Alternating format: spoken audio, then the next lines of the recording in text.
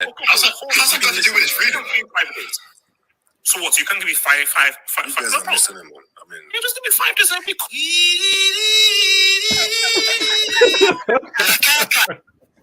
I don't want to overreact. Because you should not be reactionary. But as the kids say, things are peak. What would you rather have? Creating more chances or being a lot more efficient? This is the second year. And it's a red. Last time United won the Champions League. Freakish. I think Baradi was the worst player in the game. Wait. What are you eating? Buffalo chicken wings.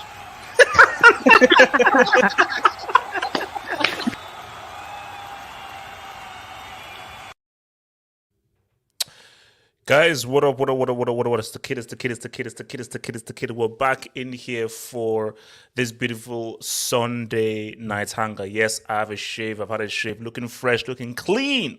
And I've even got my custard creams, crispy creams, and so forth. So guys, what's going to be on the show today? Let's just give it a shot. So City have won the league, a baptism of Newcastle. Liverpool screwed up.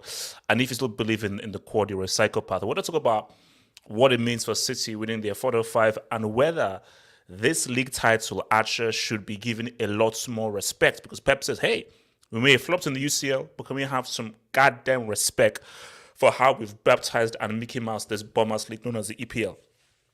Arsenal could finish top 4. They could even finish third. But is the Premier League table lying? And should we actually believe the Premier League table? We're going to do an investigation and a deconstruction of the EPL table and whether it is actually, in fact, telling a lie.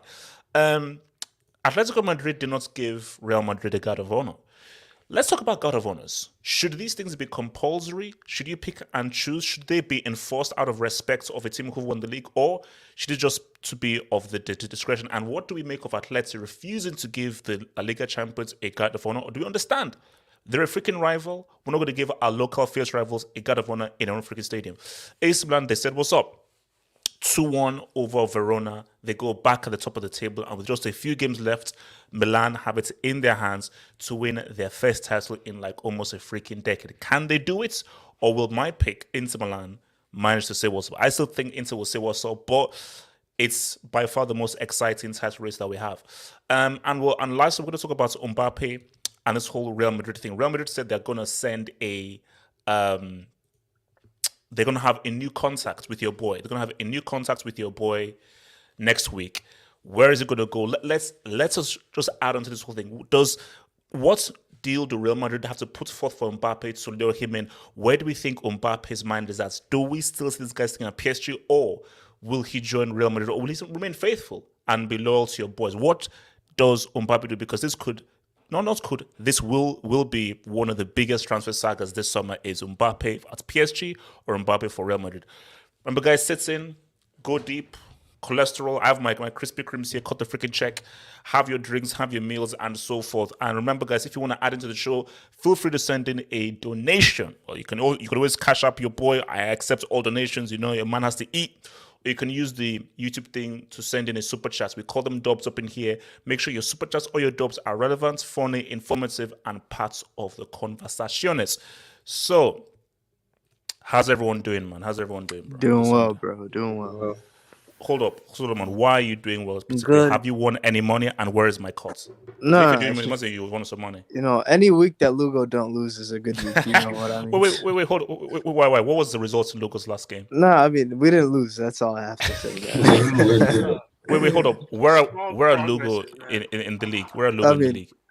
We don't need to know that. Let's just say. Okay. How are you, HH? How are you, bro? I'm alive, man. That's what I can hope for. I'm alive, man. But I'm alive. That's what's the key thing about life, man. Those Krispy Kremes are looking good, man. I can't lie. Let me tell you the truth about this Krispy Kreme. Bro, I've not had Krispy Kremes.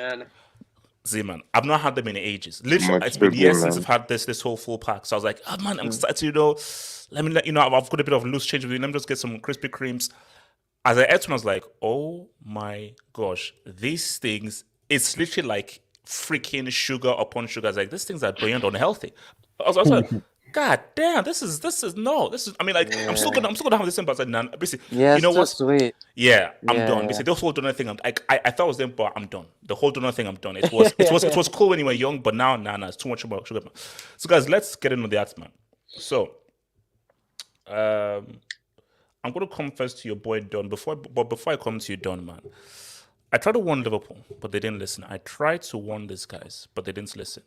And there we have it. It's pretty much done. It's pretty much a done deal, man. Man City have said what's up. So what's it called? 5-0. 5-0. Let me reiterate. I tried to explain to Liverpool that the only way you can win the league, is you have to, and this is you have to beat Man City at the Etihad, not a draw, definitely not a loss. Yeah, exactly. You have to get the dub in there. That is what you have to do. You had to get the dub at the Etihad. So when Liverpool did not beat City at the Etihad, the league was lost. The league was lost. And now you have a situation where City have breastfed Newcastle. They now have, it's pretty much a 4 points lead because City can afford to lose a game. With only a few games left, City can actually afford to lose a game and actually win the rest of the games because that goal difference, I strongly doubt that it can be made up by your boys Liverpool because it's like a 4-goal swing that they now have. It's done.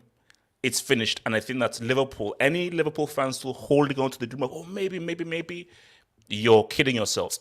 My advice to Liverpool right now is give up. Give in. You've lost. It's done. So rest, guys, for the league. Focus on that FA Cup final and focus on the UCL final. If Liverpool are stupid enough to try and play guys during like the midweek game in hoping of City will slip up, you're being very stupid. It's a done deal. You lost the league. And Pep right now, you can say, what's up? And speaking with Pep specifically, look, you cannot ignore a man's success. Whatever success it is. Success is success, but there are varying ingredients of success. We can deny that Pep has made this a Mickey Mouse league. We couldn't deny that the only thing he's missing from the EPL is 3 in a row, which is what Fergie did. That's the only thing he's missing. Apart from that, 100 points, 98 points. It's now 4 in 5. He has completely restructured the league. And I think many Liverpool fans even admit that this is not a rivalry pertaining to domestic matters. It's not a rivalry. This is a complete beatdown and domination by Man City. Because City have totally dominated this. So we have to give him props. So if we just keep it purely domestic, if I keep it things purely domestic, I hold my house up and say, Pep is that dude. The issue with Pep is I expect beyond the league. So it's like you winning the league is like, okay, cool, I've seen that. I've already seen that story before, and I will always give Pep credit that league-wise, you've already managed one of the greatest Premier League teams in history. Pep's Man City are one of the greatest Premier League teams in history, and they're in that debate as to what is the greatest EPL team in history. So he has made the EPL a Mickey Mouse league. He has test tubed the league. He has breastfed the EPL. It is what it is. It is what it is. So the only thing is about looking beyond that. So let me even bring in now your boy Don, man. Don, should we be given more praise for what Pep has done in this EPL? Do you think he receives enough praise with regards to what's now going to be 4 and 5, the 100 points, the 98 points, the wins, the consecutive wins, the goals record, and so forth? Does he deserve more praise? Okay, first, before I even get into that, regarding the Liverpool fans, what I'll say is it's the hope that kills you, right? Regarding Pep, it's more of I think Pep is a victim of his own high standards, right? Had it been any other manager who's not used to achieving such heights, especially domestically, by now they'll probably be making hymn songs about him on Sky Sports or whatnot. But it's because it's someone who used to do it in previous leagues. They're like, he can't do it in Europe. But regarding the league, 4 out of 5 is not just winning. That's dominating, and it's something that, of course, that checkbook beat down will always be on him. The fact that, oh, you only do it with money. But at the end of the day, if you are good, you'll always have access to the best tools, and that's just part of nature of being good. But regarding domestic, this guy has consistently been there since he's been here, and eventually, I think only once he's gone, and then City is now back to normal standards. That's only will people start appreciating him. Yeah, but that's the thing, Don. You raised a very good point. Will people ever? Because I think Pep even brings up the whole money thing. But even when Pep leaves, do you think people will ever truly appreciate how his football, which people said would not do things after his first set, do you think specifically the media, English media, will appreciate Pep's impact on the league? Or they always say, he had all the money, oil money. They didn't have the same romanticism that Liverpool had. No, I think it will be there because most of us we always look back at things in hindsight and you're like, oh shit, it was actually good. Like when you're used to something, the magical element of it disappears because you're so used to seeing it week in, week out. But once it's gone, then people will be like, just like how Leicester's title winning season was. The more you move away from it, the more you're like, wow, that was actually a dud. Same thing with Pep. I think 5-10 years after he's gone, and then it's the standards have dropped. It's no more 95, close to 100 to win a title, a league title. Then they'll be like, oh, once upon a time there was this manager who done ABC. Okay, let me. What's another? I mean, Can I? Do you think that this whole Liverpool and City rivalry, like with regards to domestic sales, but domestically, can we actually call it a rivalry? Because Liverpool have only won one league while Pep has been around, so can it actually be called a rivalry? No chance. Nah. Yeah, done. Okay, maybe done is good. What's it called? Mohammed, talk to me. Liverpool, City, and everything. Do you concede the league, man? Bro, you already know. What do you think? Of course, I conceded it way before other Liverpool. I was the first one to concede it. Since the Etihad game, I was saying that's our Premier League final. That's it. If we can't get the result to put it into our hands, we can't rely on somebody else to fold for us because we're the only ones that have history of folding, and that's just being bluntly honest.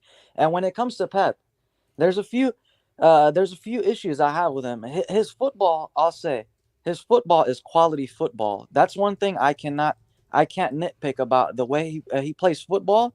I rate the way he plays football higher than any manager plays football. But let me ask this: is the EPL overrated then? Because because go ahead. This is what I want to understand. You've made one. So while you've been at City, you made one UCL final. You've never won the UCL. Hold up. So let me just bring it. 6 years, one UCL final, never won the UCL. But you've won the league 4 to 5 times, 100 points, 98 points, gold record, consecutive wins record. So when people say that the league is harder to win than the Champions League, I'm a bit confused. No. Look. I'm gonna tell you like this: those are Queen Lizzie merchants. Come on, like the league is harder to win than the Champions League. Look, I'm gonna tell you like this. No. People say 38 games, how consistent you have to be, and how much consistency you have to have over 38 games over 10 months. Well, when you say Pep, this and that with Pep, when you look at his record, he's lost to inferior Premier League teams. I mean, is it inferior, like lesser teams? Like when he's faced Liverpool when they were bottlers, he's lost to them in the Champions League. When he faced Tottenham when they were bottlers, they still are bottlers. He's lost to them. And then when he faced Chelsea, easy. Look, I'm being honest. Like this is not Disney Plus. I'm gonna be honest. I'm not gonna change anything about the way I feel. And when it comes to when they face Chelsea, who they dominate in the league format, they didn't beat them. The one time they had the opportunity to beat them on a guy who came in on a couple months' notice, who was basically I mean, he was basically not celebrating. He was basically out of a job. He was probably So drinking, so throwing his basically, tactics out the window. so you're Go saying ahead. that what he's done in the Premier League isn't that great then? What are you trying to say? What he's done in the Premier League is great, but anybody who's sports washing, he himself said in the documentary, "I ruined football." You can ruin football if you're sports washing. So you can dominate the league format because the way Pep plays football is very excellent in the domestic version. But you cannot, like, the issue is, it doesn't really say anything about the league per se. It says something about the funds. The funds make a team superior. This is a fact. Yes, the rest of the teams have money, but the monopoly that is Man City puts them at such a high advantage that they actually don't struggle to win their lesser look, games. I think this is where this debate gets very interesting because you can look at it in both sides. One side is, oh, you've just bought the league.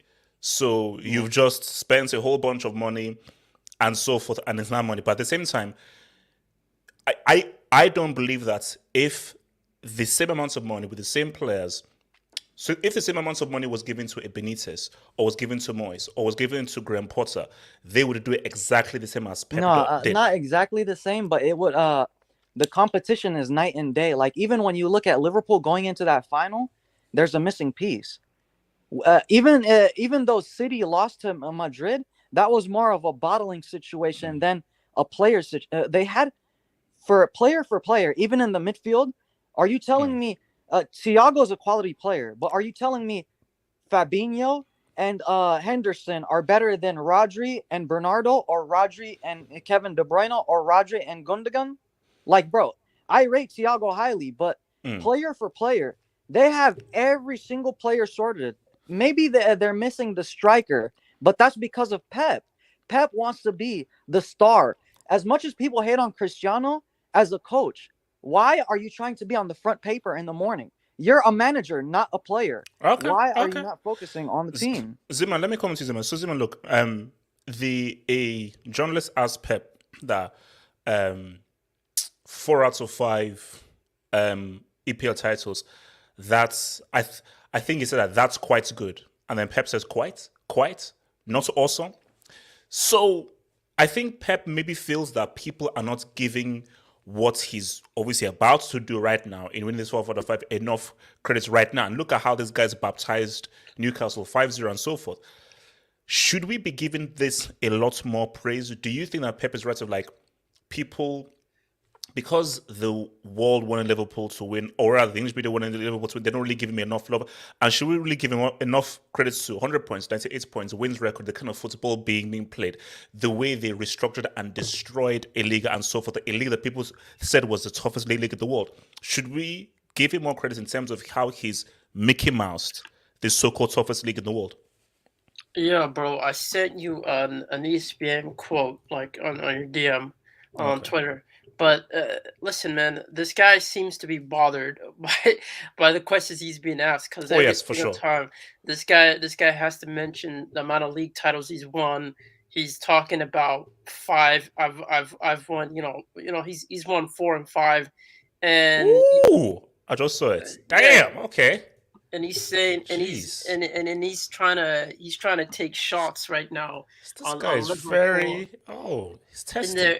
Bro, he's talking about their history, bro. He's saying they're incredible. They have incredible European history, but not in the Premier League because they've only won one. That's a hangout roast. Ouch! You see, these are like backhand comments, bro. This is a backhand slap, bro. This is. But as someone even said, shout out to the guy on Twitch. There are no lies here, though. No. There is no lies. It's just you can see how much it bothers him that he hasn't won the Champions League. Yes, that's what this exposes. As much as he wants like it's because people. You see, like what's it called? I was going to say, Pep would be a horrible poker player. You can see it in his body language that UCL loss really bothered him. So he's doubling down on how amazing the whole league thing is because he refuses to be a failure. And I think he's a victim of his own success. Ever since he entered management, all he knew was success. The guy, his first season, he won a freaking treble and so forth. A few years later, he wins the Champions League again with one of the best teams we've ever seen in club UCL history. So he's so used to success that once he's now had success, and now people are now saying, "Hey man, you're a failure. We don't look about these league titles." You can see how it's now bothering him because he's in an uncomfortable position that he's not really been in throughout maybe the bantams or the Barca times. Yeah, and here's the thing, man. It's like when your team is comprised of, I get it, man. You look at the amount of spending for like a Manchester United compared to a Man City, and they're relatively close. It's just that Man City invests better, so you would expect them to have better outcomes. And then you look at the quality of players you guys do have. It's expected of you. Like this is. I mean, I don't get this. This is the type of criticism you get when you have an elite team. Yeah. If you don't deliver the Champions League, everyone's going to be coming after you. That's just the name of the game. That's the culture of football. And sometimes I just feel like with Pep, it's just this thing of he has to double down on his accomplishments because again, it's also the English media that kind of fed this into him that because you remember when he was coming his first season, they were like, he's not going to hack it. He's not going to make it. His style of play is not going to be, we're not going to tolerate that. This is the EPL. This is the height of football. And then he came in he's making it look do you know why irrelevant he's being, to the point. Yeah. But do you know why he's slightly being a hypocrite though? It's because I can't remember when the quote was, but I remember there was an interview where he talked about how special the Champions League is and how special the thing is and how much he wanted to win it and so forth. So it just seems to be a bit contradictory about how I remember when he talked about how important the Champions League is and how special that trophy is to now, oh no, it was not here about the Champions League. Look at what we've done in the league. Again, Zeman, we cannot deny that what you've done in the EPL is amazing. But Zeman, again, I never said the EPL was the toughest league in the world. That's what Queen Lizzie said, you know. So again, it goes back to the whole Dodd argument. How impressive is his feat? Because how hard is it to win the Premier League if you have a team as talented as this?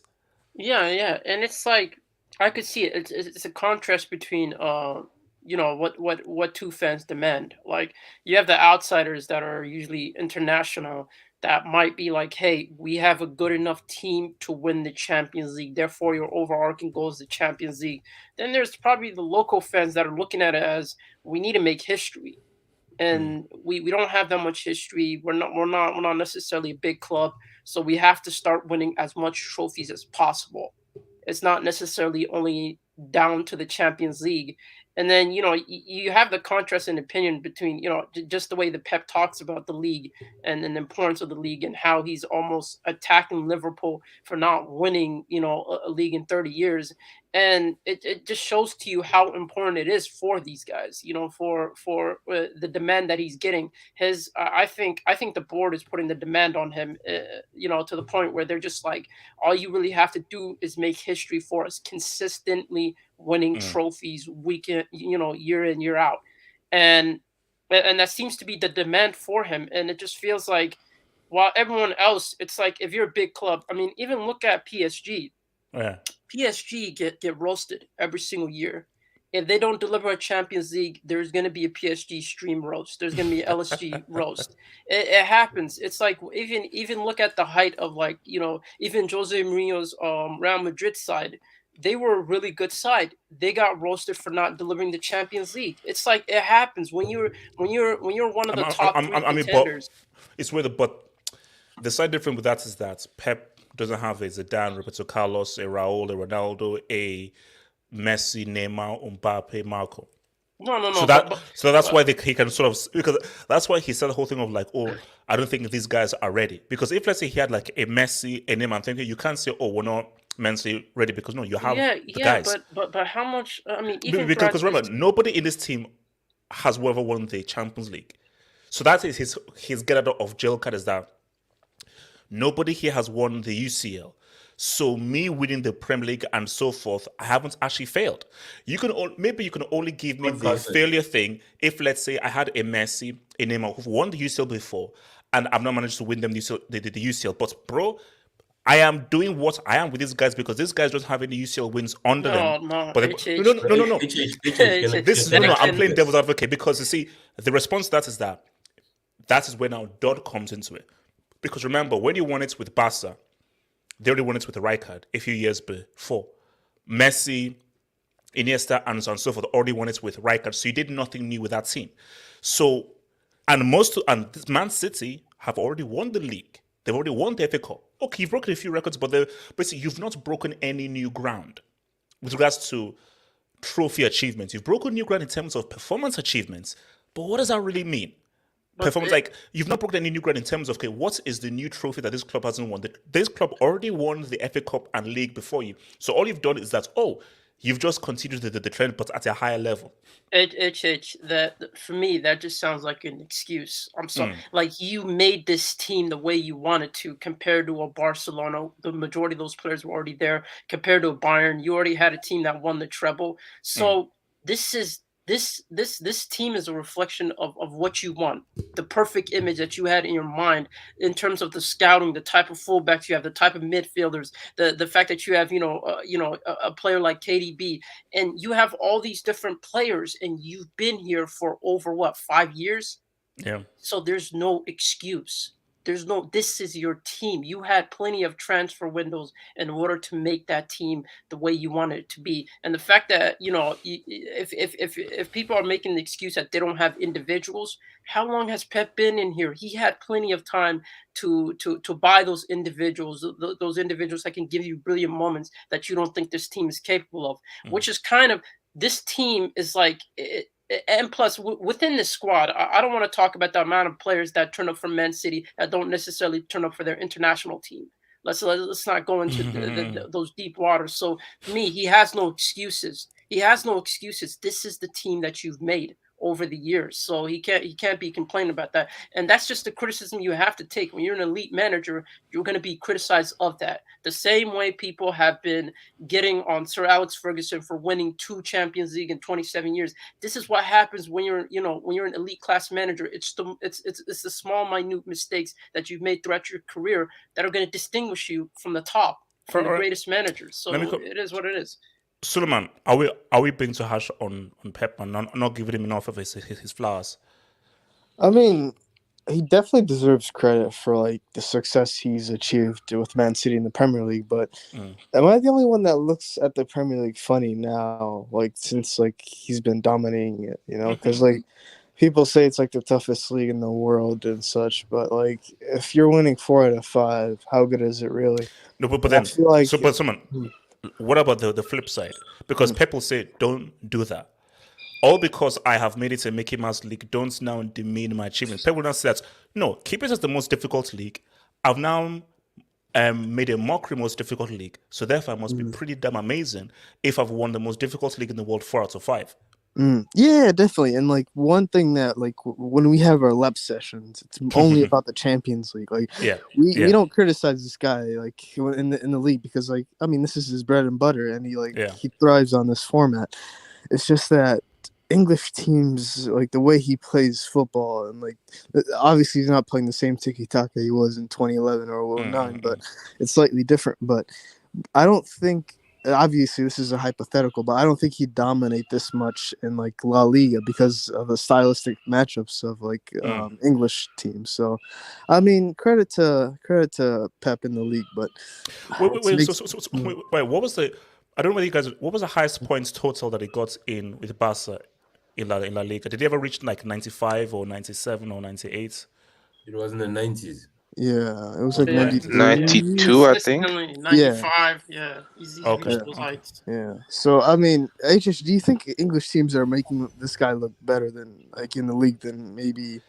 I mean, Suleiman, my thing is, because I'm confused. Why are they so easy to beat? Like these teams, they're not easy to beat. We face like low blocks almost every second game. No. But I think the point that someone is making is that in La Liga there's an attacking response. Now they'll open up to you and everything, but because teams top to bottom in La Liga are more technically better on the ball and actually play a more attractive side of play, they can counter you better. So Barca are facing something more. But the issue you have in the Premier League teams is that there's a lot of route one, direct, keep it simple kind of stuff, and the stylists, the styles don't really counterbalance what say City are doing.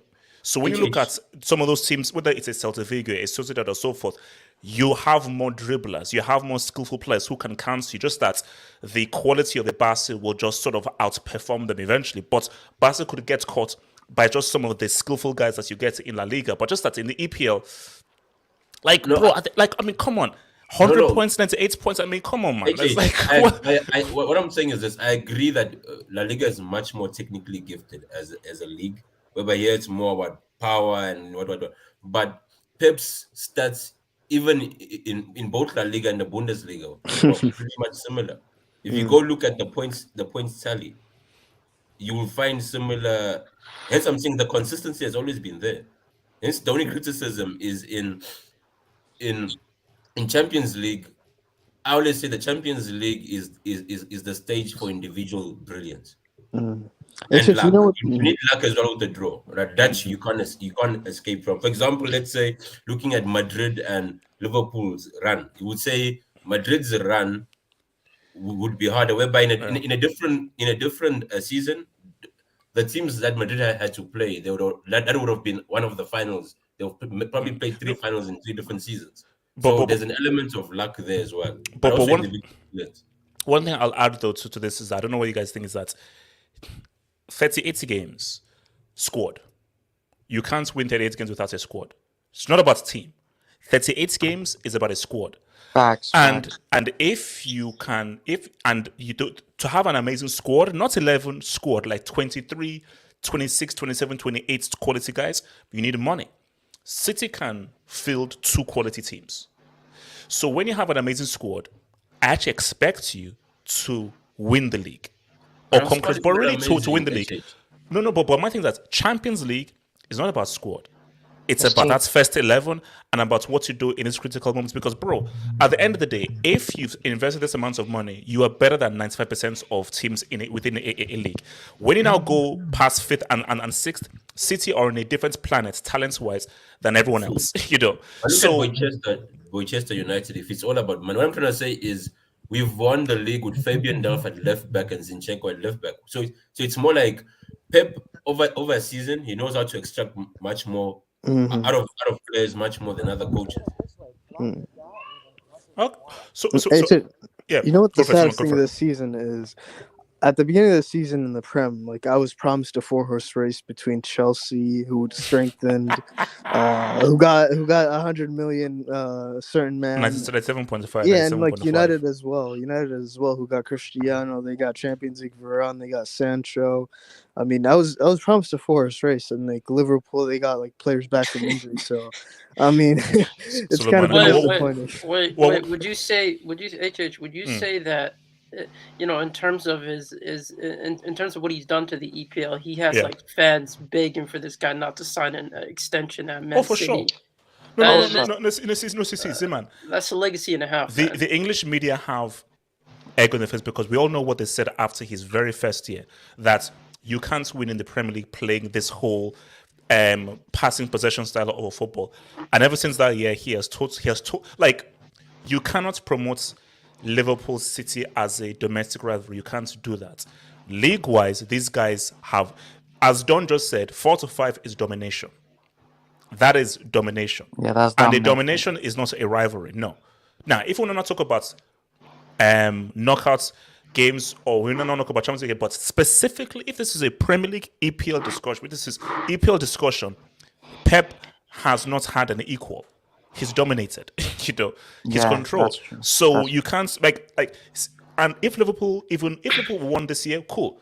Guys, come on, 4-5 is 4-5. I mean, what are we talking about here? 4-5 is 4-5. And he's gonna sign Haaland too, apparently. So I mean, what are we saying here? Damn. Anthony, thoughts on this, man?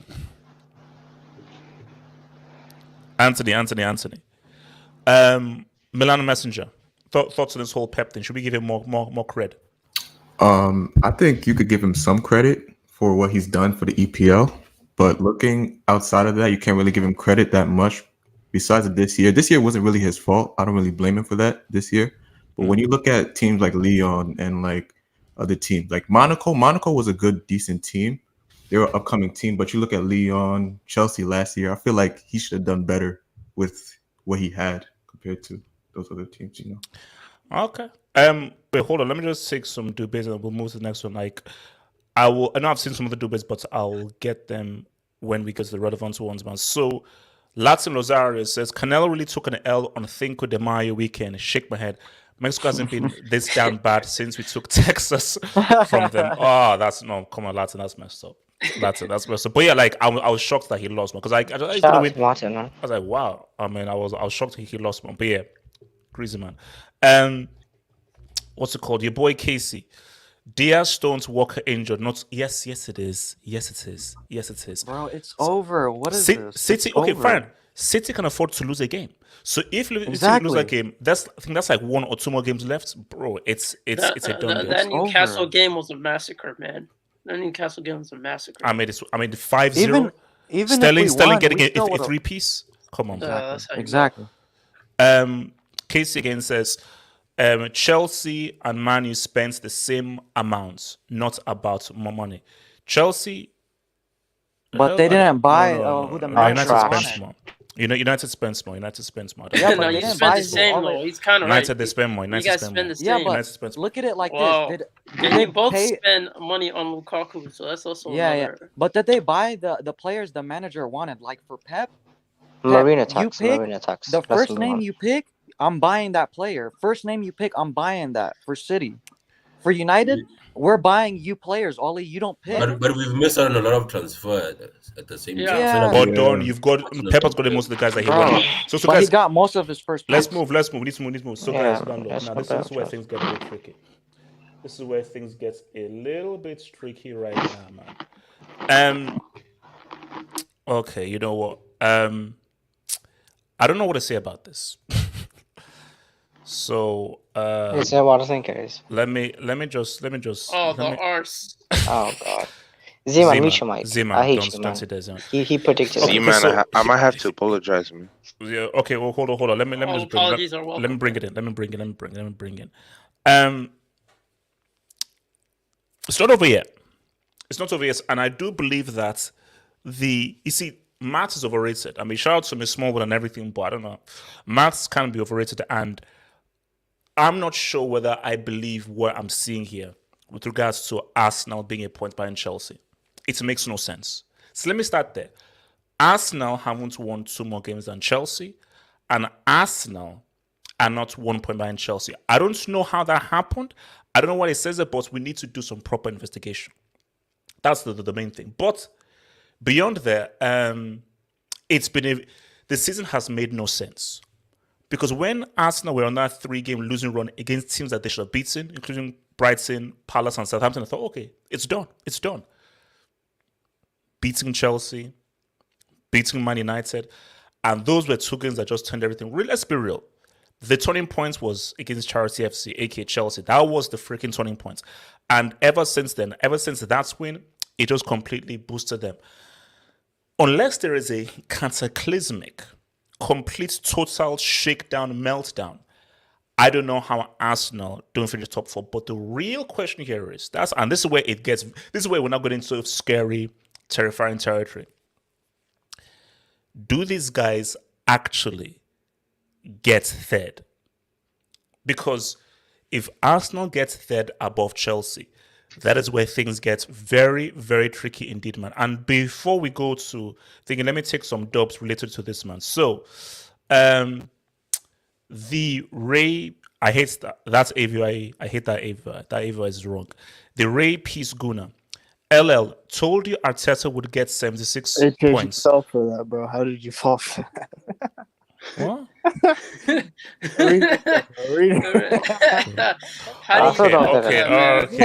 Okay, all right. Stupid. They're getting creative, bro. LL, I told you Arteta would get 76 points, more than Ole in second. Well, he hasn't gotten 76 points yet, so let him first try and get that first before. How's he going to get 76 points? He's on. So 3 games left. Okay. I don't think he'll get 76 because he's on 66 now and they have 3 games left. So I don't know how your math is, brother, but I think you pricked that. Mo, as an Arsenal fan, I would like to thank Chelsea from the bottom of my heart for letting us win at the bridge to get us top 4. Thank you, Charity FC. Well, screw you. Wow. You Arsenal fans are talking shit. Let me come to Sage here. Sage, how worried are you that Arsenal could finish above your club in third? And do you trust the table? Do you believe in the table? Do you think the table is true? AJ, did you just say worried? What? Did you just say worried? Are you worried that Arsenal can finish above Chelsea? You know, at first I didn't want to accept reality. I didn't want to even think about it, but like we're actually worried about Arsenal. Like think about this. We are actually worried about Arsenal.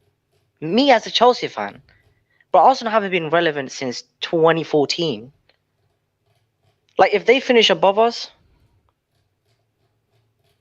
it's the ultimate embarrassment. like how do we go from winning the Champions League to worrying about Arsenal? Like that doesn't make sense. So do you think this is down to Arteta, down to lockdown? How have Arsenal, a team who we've clowned, who came 8th? Let's be real, they came 8th back-to-back seasons.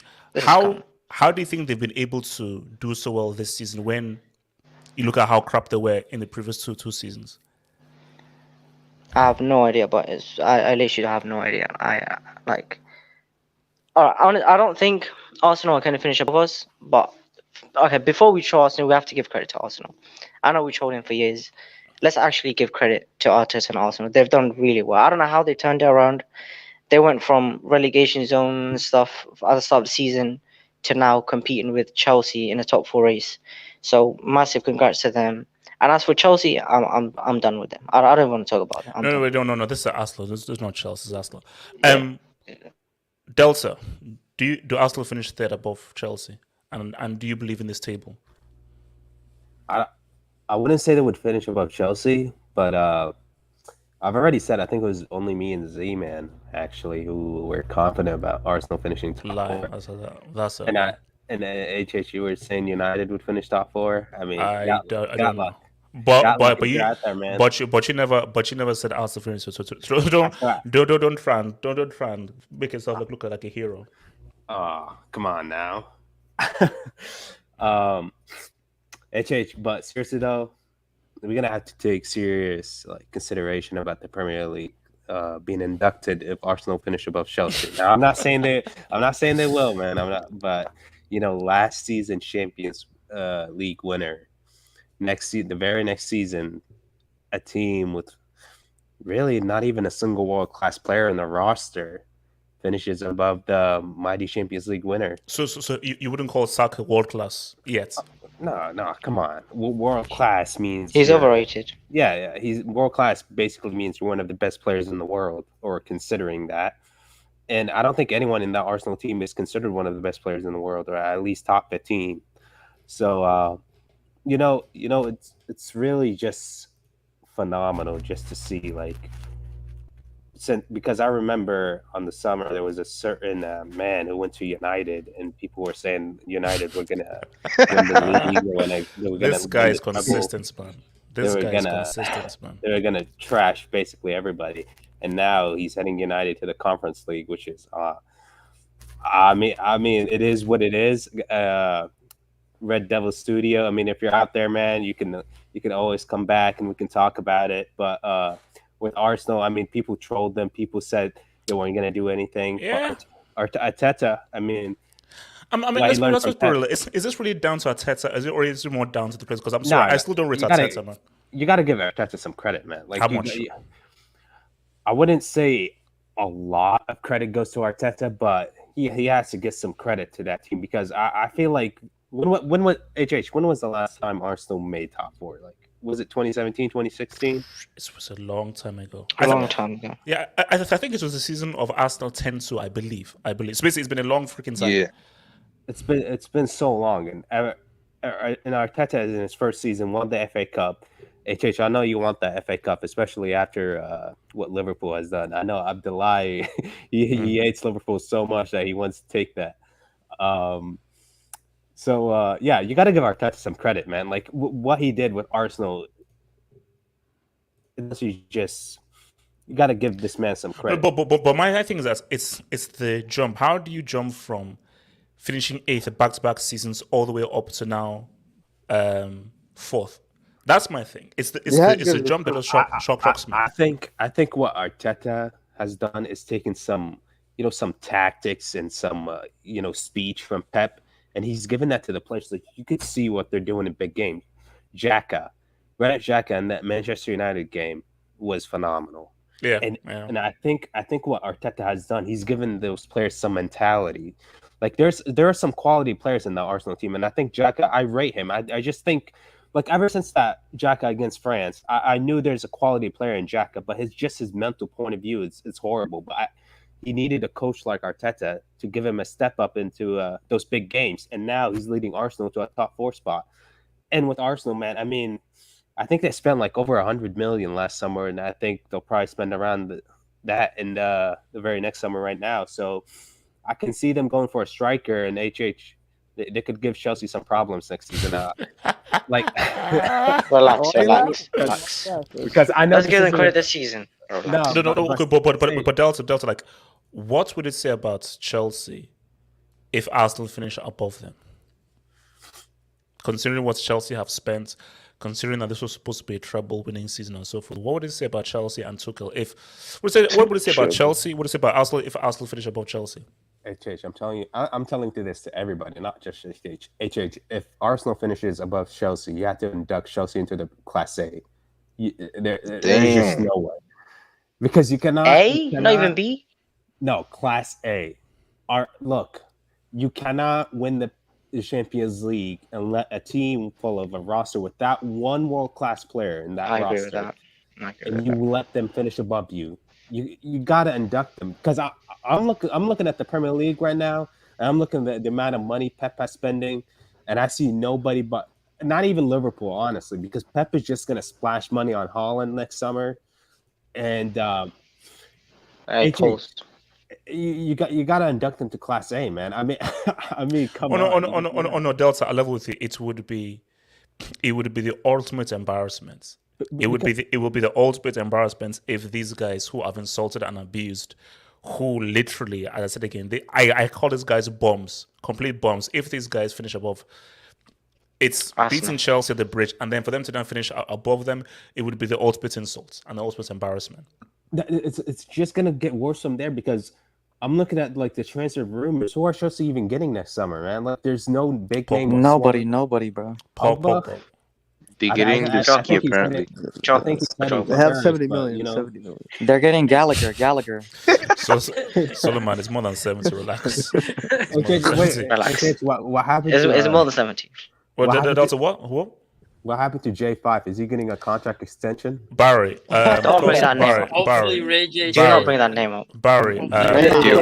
Barry. So what's it called? Barry. Thoughts on this, bro? I mean, Arsenal. Who deserves credit for this run? Did you expect Arsenal to do this well? Because we all thought that they would crumble. First of all, I never thought Arsenal was gonna get top 4, man. I'm not gonna lie. I called them Arsenal. I called them trash and everything, every bad word in the book. So, yeah. And I'm going to have to apologize to Zeman if they make top 4. So you don't have to apologize to anyone, bro. You don't have to apologize to anyone. But look, I expect that apology. Zeman, mute your mic. Man. Nah, but look, I think it's more on the players, because if you look at last season and this season, you can see that they took a leap, the Sakas, the Martinellis, even the Odegaard pick from Real Madrid, it was a good one, and some guys were considered bricks like Xhaka. He was always a good player, but I think it was just his mental state of mind who really pulled him back from being good. And I keep forgetting the number 30 from Arsenal. What's his? Is it Eddie? Is it? Eddie, you mean Nketiah? Yes, bro. Like few weeks ago, we would consider him a Class A guy, and now he's dropping brace after brace after brace. Nothing fun. Ever since that Chelsea game, bro. Yeah. Can you let Barry speak? It's Chelsea's fault. The gifts that keeps giving. It's Chelsea's fault. But look, players took a big leap, and Arteta, I'm not gonna give him big credit, but I think what you can say is that sorry, hold on. I'm sorry. How are United with a goal difference of 1? I'm sorry, that makes no sense. So, I was about to remind you that The wild thing is Wolves and Man United just standing with 1, man. Yeah, What yeah. is that? Wait, But Wolves has is that a three tea? games in hand. They can Somebody improve that. making tea. Who's making Oh, that's tea? my Damn. kettle. My bad. All right, you know what? Hold. My bad. I Wait, forgot to what? turn the stove off.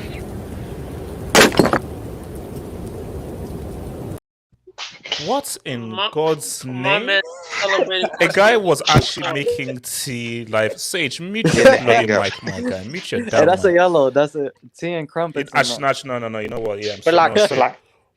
No, man. HH, No, that's you know messed up. that- You're making tea. Making tea. You're making Nah, tea. nah, man. just yellow. Bro, Just I'm yellow. tired, man. Come on. That's I'm yellow. stressed. fair, What do you I want don't me care to do? how Crack? That's messed up. What do you want me to do? Crack, HH? So what? And also, whose Why tea did you still go to sounds like crack? that, bro? That tea sounds like the tea from the 1800s, man. Isn't your kettle silent? Get there, That's man. old Queen Lizzie tea. Wait. My Thank you. kettle From broke down. 1800s. I had to use the Sage, pot. can you mute your mic? So what's it called? Barry, continue, man. Oh no, I was just saying that I think Arteta has done a good job to trying to analyze the game one by one. You know, he's not always looking forward to the big games and everything. He's just taking one game at a time and just trying to find the best solutions that to take something out of it, whether it's 3 points or a draw. So yeah, that's it, man. But this is the Pep effect. When Pep's your mentor, you need to be decent at least, or reasonable. Wait. No. Don't stop it. Yeah. Stop Because it, no, bro. Don. This was the same guy. Because remember, we can't. Okay, but we'll put the Pep effect. So Don, what happens to the Pep effect the last 2 seasons when they came 8th? No, Huh? so basically that time he wasn't very close to Pep.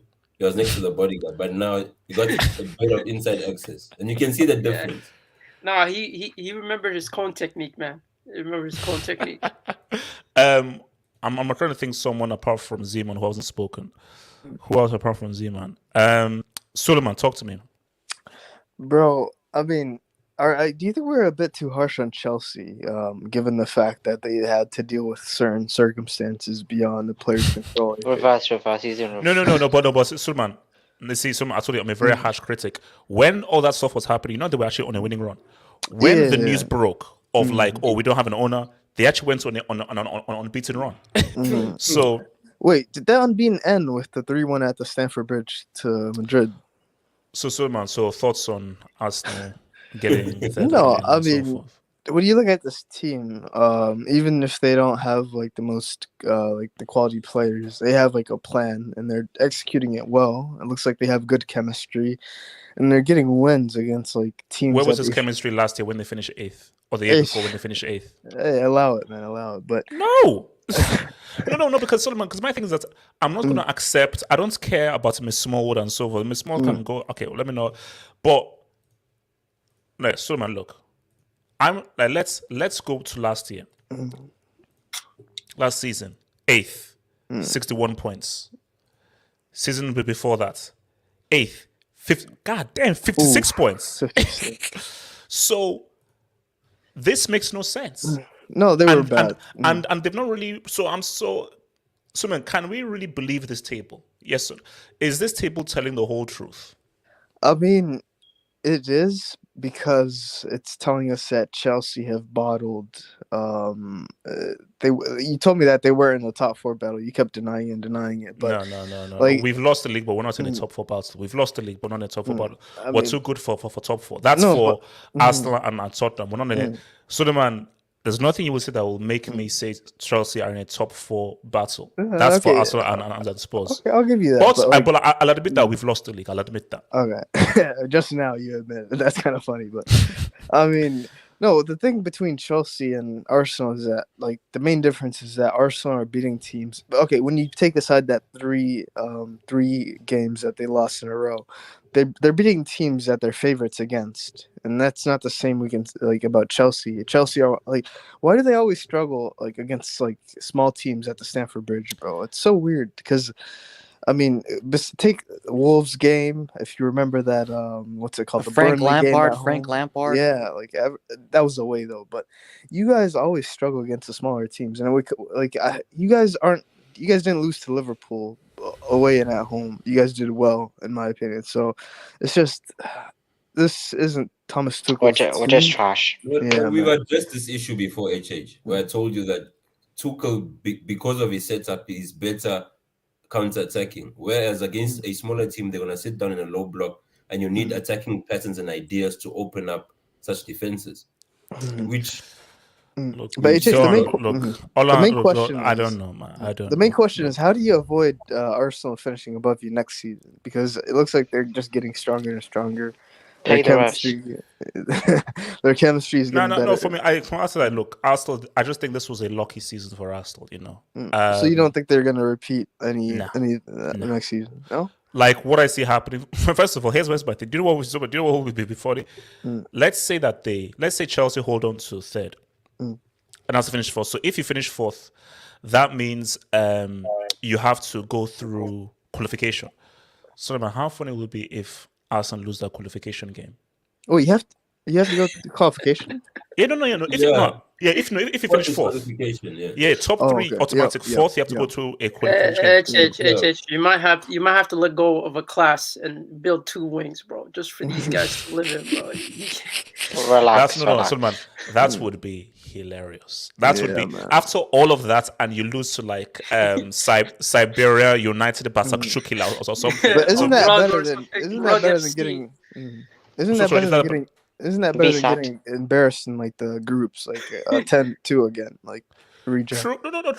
No. But Sulman, I think most Arsenal fans would take getting pimped in the group stage than not even qualifying for the Champions League after doing everything. Because bro, like Arsenal fans are like, man, I want that UCL badge, I want that UCL thing and everything. So it would be funny. Yeah. Can I ask you a serious question, right? Yes, I'll go for it. What would we say about UEFA if Arsenal is paired with Bayern again in the same group? Then we say that UEFA have a very sick sense of humor. but Don, I would see, for me, I would love give them Bayern, throw PSG in there, and I throw in like, let's say, an Ajax or so forth, because I would laugh if Arsenal first time back 0 points and they lose every game. The HH is lose. They are getting Lara Crofted and adopted in everything. That would be hilarious. It's like welcome back. The only time domestic abuse is okay. The streets are liars. The streets are liars. They're saying it's automatic. No, it's not. You have to still qualify. You still have to qualify. No, it's not. You still have to qualify. Streets are a bunch of filthy, stinky lies. Suleiman, listen to me. Forget these clowns. The streets are clowns. They have to qualify. And if they lose the qualification, I will laugh my freaking face off, man. Zeman, what do you want, man? Why you want to apologize, man? Zeman, you never said any crap like that, bro. And you don't have the receipts to. Zeman did. Zeman did. Trust me, he did. Do you have the receipts? No, you don't. Yeah, I do. Chelsea are a Champions League level team. Top 4 is between. Let's just show you the image. This is how it works. Man City, Liverpool, Chelsea. That's one group. United, Arsenal, West Ham, Wolves are another group. Tottenham, forget about them. These guys are irrelevant. So United, Arsenal, West Ham, Wolves, they are fighting for top 4. City, Liverpool, Chelsea, those are the top 3. Why is that so hard for you to understand? We are not in a top 4 battle. That's not our level. We are not on the. That's not. Maybe that's what you do in a Liga like Barca. You fight for top. Look at the point difference, man. I don't care about the difference. For example, Liverpool and Man City. There's only 3-point difference between. Wait, hold on. Chelsea. Hold on. If Chelsea win the game in hand, what was it called? Miss Smallwood, isn't that 7 points? Yeah. No. Yeah. So if Arsenal win their game in hand, aren't they just back to being behind? How do you know they're going to win their game in hand? Wait, who's your game in hand against? Against who? Best against who's your game in hand against who? So we have Liverpool, which is we're not going to play Liverpool this weekend, and Chelsea, Chelsea and Spurs. So are you telling me confidently that you're going to defeat Chelsea? That Chelsea can defeat Arsenal? I didn't. Exactly. He knew it was coming. He knew it was coming. Yeah. So you did a Smallwood calculation.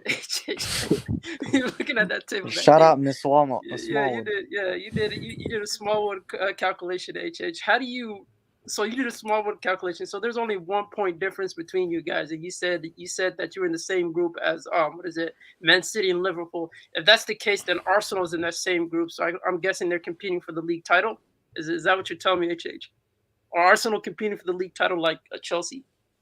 He's gonna say there's an intermediary group. Zima, can you just go on with your bomb ass take, man?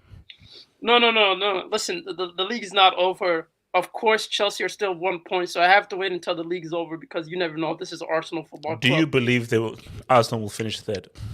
No. You see, there's unlike unlike Man City and Liverpool, where you just know Man City are gonna win it every single time. For Chelsea, I'm not sure. I'm not confident. So there is a chance for Arsenal fans and for Arsenal to make it to the top. To make it to the top 3. But at the same time, we don't know, man. We don't know because you told me that they were gonna finish above it, and I trust you considering that you're the greatest analyst. You're the greatest football analyst. So I have to trust you, right? Because you never made your predictions always come true, man. And Man United are still fighting for a top 4 spot. Wait, no. What do you mean? No. Zeman, it's over with United. It's over, and credit to Miss Smallwood. Mathematically, it's over. United in top 4. No, for real talk though. The reason why I said Arsenal was because I didn't trust Spurs because they were inconsistent, and I just felt like everyone was harboring too much into them being young. Arsenal being a young team, but then you look at Manchester United that have been inconsistent ever since Ralph. I thought Ralph would make the change, but he hasn't had that much impact considering the squad and what the club's going through. And then Chelsea, I just didn't know that Chelsea were going to lose their owner because of war. I didn't see that coming. So I was just like, I'm surprised that Chelsea aren't necessarily, Chelsea are giving these guys hope to finish in the top 3, but there's still a fight, man. You see, people say the EPL is not competitive, but then look at the top 4 race, man. And you cannot tell me that's not competitive. Eric, are you worried of the unthinkable happening of Arsenal finishing above us in the league? Okay, so I missed a few streams. So what I'm going to say first of all is I think Arsenal has gotten top 4. They may actually finish ahead of Chelsea, which is a disgrace. There's no other way to put it. Yes. These players are disgraceful. They've now won 2 more games than Chelsea, by the way. Eric, do you believe that? Do you believe that? Because I don't believe that. No, it's a fact. They've won 21 games, and we've won 19. But I don't know whether that's true. Yeah, it's the table doesn't lie, so it's yeah. And Chelsea have let's agree to disagree. So okay, nice. Eric, can I ask a brief question? After that red X there, the one after that was which win? It was a draw. It was a draw to Wolves. We should. No, I'm talking about Arsenal. After the Arsenal. X there. Oh, yeah. The W so was okay. Thank you for your contribution. Thank you. Brighton or Crystal Palace? I don't know what it was, but pretty sure it was Chelsea. But okay, thank you. Look, this team is an embarrassment. This team is a disgrace. I couldn't like all these Chelsea fans who are telling me nonsense, including somebody who I actually like, Pat Nevin. You have been feeding us garbage. I have to just keep it real, Pat Nevin, you should be ashamed of yourself because you're one of these people who were overrating this team, telling us, oh, we're the title favorites, title contenders. Our squad depth is amazing. It's comparable to City, blah, blah, blah, blah, nonsense. I didn't believe any of these clowns telling me nonsense. I thought, you know what, Chelsea can challenge. Maybe they'll finish second, But we went from, yes, I know a lot of things happen. I get it. There's a lot of, if you want to use those excuses, you can. But for me, it's still embarrassing. It's still very, very bad. The fact that Arsenal can actually finish ahead of us, I can't even say that they won't at this point because it's crazy. They've let it slip so much. I mean, top 4 should have been decided like 2 weeks ago, if the players just did what they were supposed to do. And I was hoping, the new owner was in the stadium and everything. You think that the players would turn up, and But some kind Trincao, of Trincao. it's a Owner joke. It's a bounce. joke. Who cares? It's not about Trincao. It's not about Trincao. You're hoping for Look, new owner bounce. this yeah, exactly. I was hoping for a new owner bounce. That's sick. That's sick. That's It didn't work. that's disgusting. Bro, he was so upset, bro. It doesn't even matter. Like we already know about the record. The home record is it's a joke. Like I don't know what to say. Like how do you explain something like that?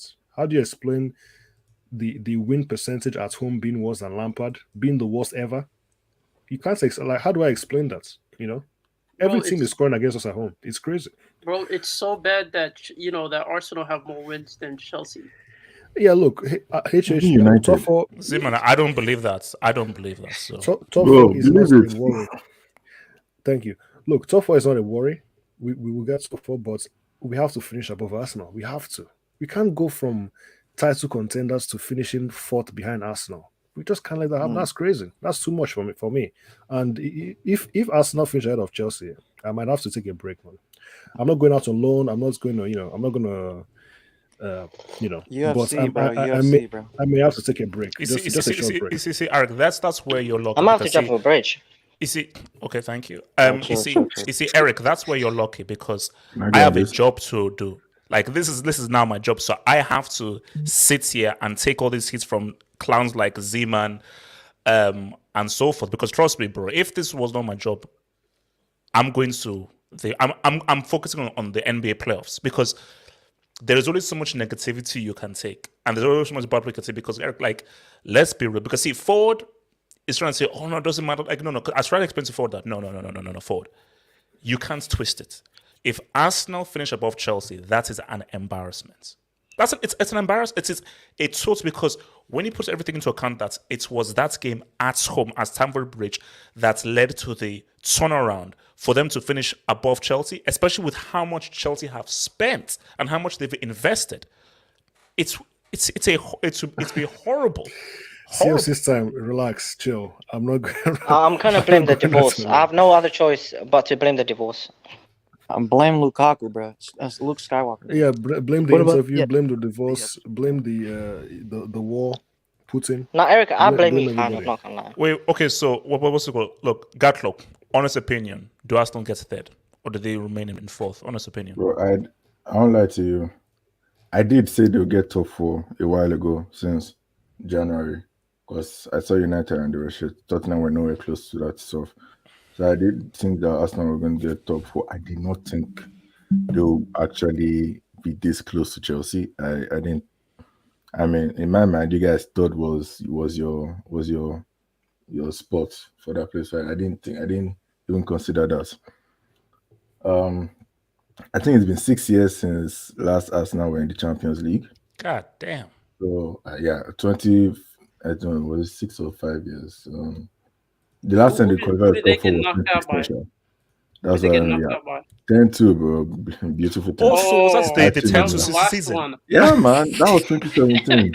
Yeah, because that's when I was a little creepy. You know how much has changed since then? MSN was still in wow. This thing back there. MSN was still it was a whole different world, but Dybala was good. Ronaldo was still able to dribble. Ancelotti was in Bayern Munich.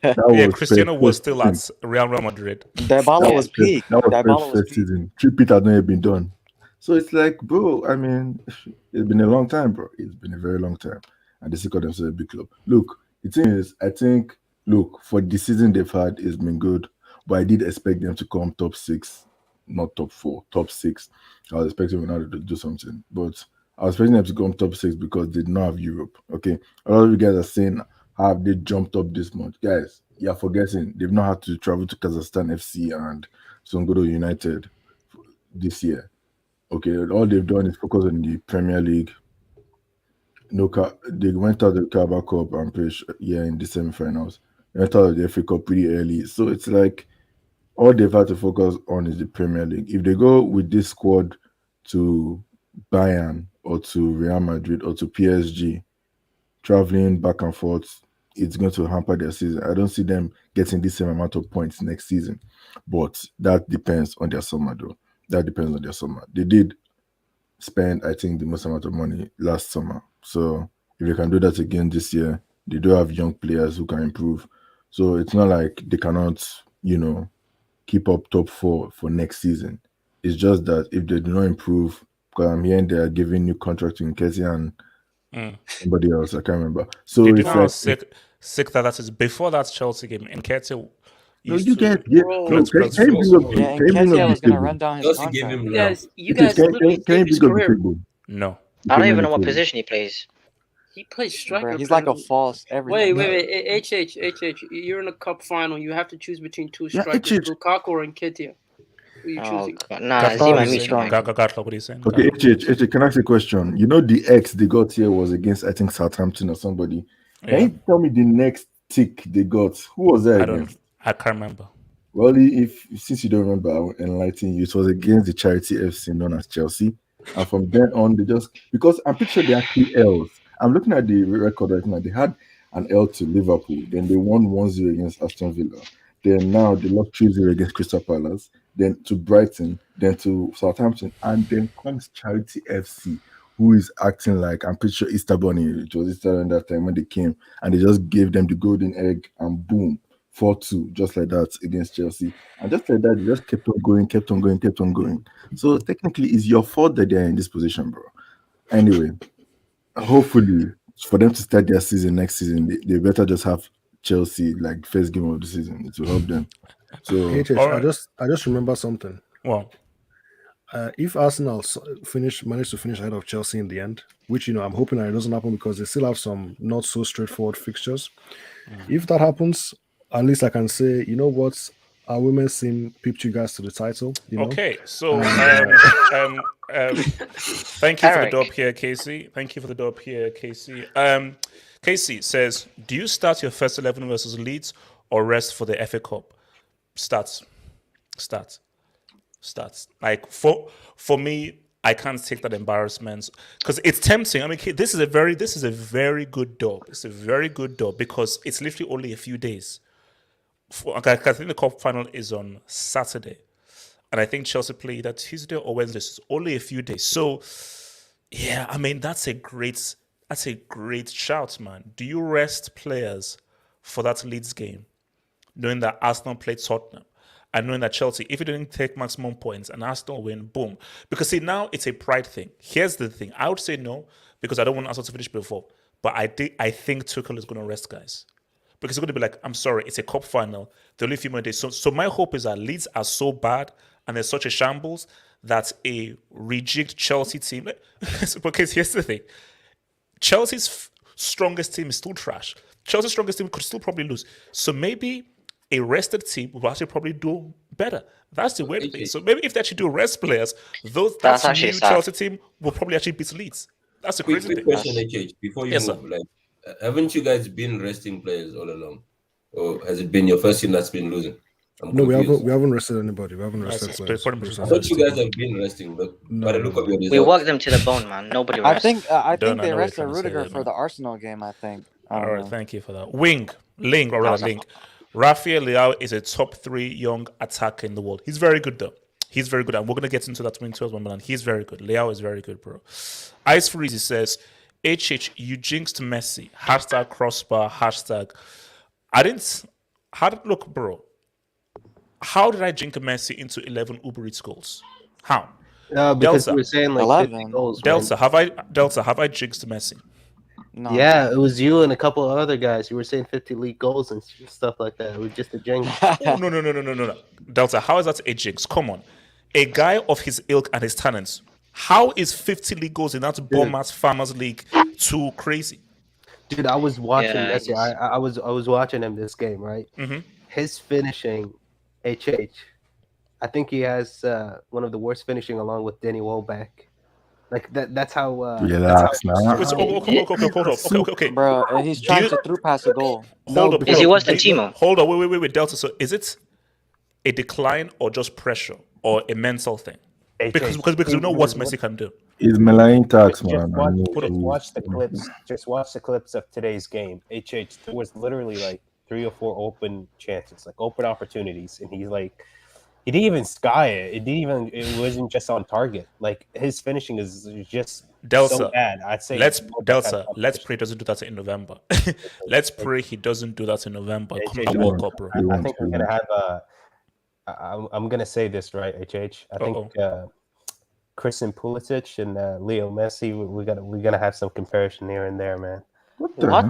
What? Huh? That was so random. That's a yellow. That's a yellow. Bro. No, that's not a yellow because HH. No. That's it. No. Wait. See, this is what I mean with these Americans, That's man. a warning. That's just bro, a warning. hey, no, not Americans. No. Yeah, don't say Americans. Look at the way Christian Pulisic is playing right now and the way Messi's playing. They're both not great finishers, right? Yeah, still add Delta. Yellow. That's Bloody fool. As bad as Messi is, don't ever put the sick and the Messi at the same time. Don't ever do that. Pick a side. You were slandering Wait, how old is Pulisic right now? How old is he? Donkisic? How old is Pulisic? He's 24. He's like 22. 23. Okay. 23. Messi, when he was 23, do you see a comparison between 23-year-old Messi and Pulisic? That's a yellow. Wait, am I high right now? What is going on? Are we comparing Messi to Pulisic right now? Is this actually happening? You see, I gave you a warning and so forth, so that is a yellow. That is a yellow. No, you should Delta, I would advise you to mute your mic because you're borderline a straight red or a second. So I'll just say mute your mic right now and save yourself. Okay, no, somebody needs to put a hit on him, man. So okay, Mo. Next season we will finish second above Liverpool. You see how Arsenal fans are now looking. You see these guys. I told you, bro, Arsenal. It's been. I give these guys an Arsenal inch. fans. I They're don't mad. get them. It's been 3 years and you qualified for the Champions League in your third year with Arteta. Like that's how's that not like? They're gonna be playing midweek. No, hold on. Next thing you'll hear that they expect to win the Champions League when they get in there. Do you see why these guys should not be allowed in Europe, man? Do you see why I want these guys to be pimp smacks, man? It's fair. Yes, sir. No, I'm saying Arsenal, they remind me of United last season, whereby the teams around them performing badly. It makes it seem as if whereby next season things will go back to normal. So I see the only way they can be in the Champions League after next season is by winning it. Besides that, wait what part would they even be in if they get into the Champions League? I'm pretty sure I think it would be part 3 or something. Part 2 is second place and No. It's according to club rankings. And wait. Abrit's fair says if Arsenal finish above Chelsea, worse than relegation. Not worse than relegation, but pretty bad. Not worse than relegation, but pretty bad. Link. If Lamps keeps Everton in the EPL and Tuchel breaks top 4. There's always a good side. Can I ask a question briefly? I can tell you the good side to this. If Leeds United get relegated, there's going to be a release clause on Rafia for 25. So I'm sure you guys can afford that. Chelsea finishing outside top 4 is not an option. I'm talking about Everton. No. But look, see now. I don't think I'll jinx this. So see, I don't think I can jinx this. Chelsea can't finish out of top 4. Because Tottenham and Arsenal, they both play each other. So one of them is going to drop points. And after that, you now have 2 more games. So unless Chelsea... anything is possible with you, man. No, please. No, Eric, no. See, Eric, see, this is where that if this happens, then I will shut down. Then I will quit. Because if Chelsea break top 4, then... It's so Tuchel has to get fired. That's the whole new thing because that is big. Because fourth is bad enough to lose top 4 from this position. Keep in mind that Tottenham and Arsenal have to play each other. No. Tuchel has to coach the women's team after that. Casey, I'll tell you what happens. Casey says CR7 versus Torpedo Zodino in. Bro, that's not Delta. Relax. Let me say right now. I know Delta is a 24/7 hater from my goat and my idol. My idol is in sniffing the Europa League or Conference League. Okay, he is not sniffing those 2 teams. So Delta, there's nothing you can say. Delta, I know you're a hater and so forth. There's nothing you can say that my goats there's not this man is not sniffing a conference or Europa League. He's a they don't call him the champions of nothing. Delta, what do you want? You're gonna do some Thursday night streams with CR7. It's actually Friday night streams. Sage, what the what's I mean the kettle man. Can I just, bro, how he's still doing C, bro? Hold on. Don, what are you saying? Don, what are you saying? Hold on. No, hold on. No, Don says something. Don. Right. Since the Haaland transfer is about to be completed, right? So what do we do with Mino's 30 million? Wait. Haaland is going where? What completed to where? City. He's saying. Says who? I just Don, nothing is completed here. So relax. What is about? Is according to who? On Twitter. Nah, he's going. On Twitter. Don, on Twitter. Don, you're using Madridism. Don, are you using Madridism? He's using core. Don, wait a minute. Don, until I see that guy holding that jersey, Chelsea have an opportunity. No. Wait, hold on. Say, relax. Shush. Don, what do you say? Mino's 30 million. What do we do with it? Oh, because he's still owed 30 mil. The agent fee. Yeah. I guess it does have to be paid. I mean, I think that then that's a 30 mil you can either write. No. If his company still exists, I'm sure he runs like an agent. Yeah. His company still exists. His family. Then his family. His family. Goes to his family. Yeah. It's more of a donation. Yeah. So Levi Johnson says, "Thank you for the King wear to the back. I like a channel. I'm a Barca fan, bro. Legend. That was actually not this one, but." When I was young, that was one of the first jerseys I owned. There was this and an Ajax jersey. So this jersey and the Ajax jersey back in the 90s. Again, I'm a bit old, but this was one of the first jerseys I owned was a Milan jersey, man. So quality, back man. in the 90s. Yeah, HH, question, why is it so bad that Chelsea finished behind Arsenal? I don't get it, because you guys have finished fourth in the last 2 seasons. And you have a Champions League in between that, so it's just a qualifying stage. You have it doesn't trophies really matter. to talk about. No, but based on my insults and abuse of Arsenal, does it really matter? It's You get unacceptable. Champions League. It doesn't really matter if it's Wait, Zima, can you mute Eden Andrews? Chelsea finished 6 points above Arsenal last season. So, and what's your point? And also Lampard tax as well. Lampard tax. Hashtag no disrespect, but this is the kind of losers mentality that irritates me. Guys, I isn't trophies the point of the game? Okay, it doesn't matter if Arsenal finish above Chelsea. Chelsea has trophies. It's a psychological thing. And that's the year they won the CCL, so it doesn't even make sense. UCL, you clown. UCL. So they won a trophy that year. Chelsea won the Premier League 2016-2017. They went into the next year thinking, everything will be all right. With a squad that was not that strong. They finished fifth.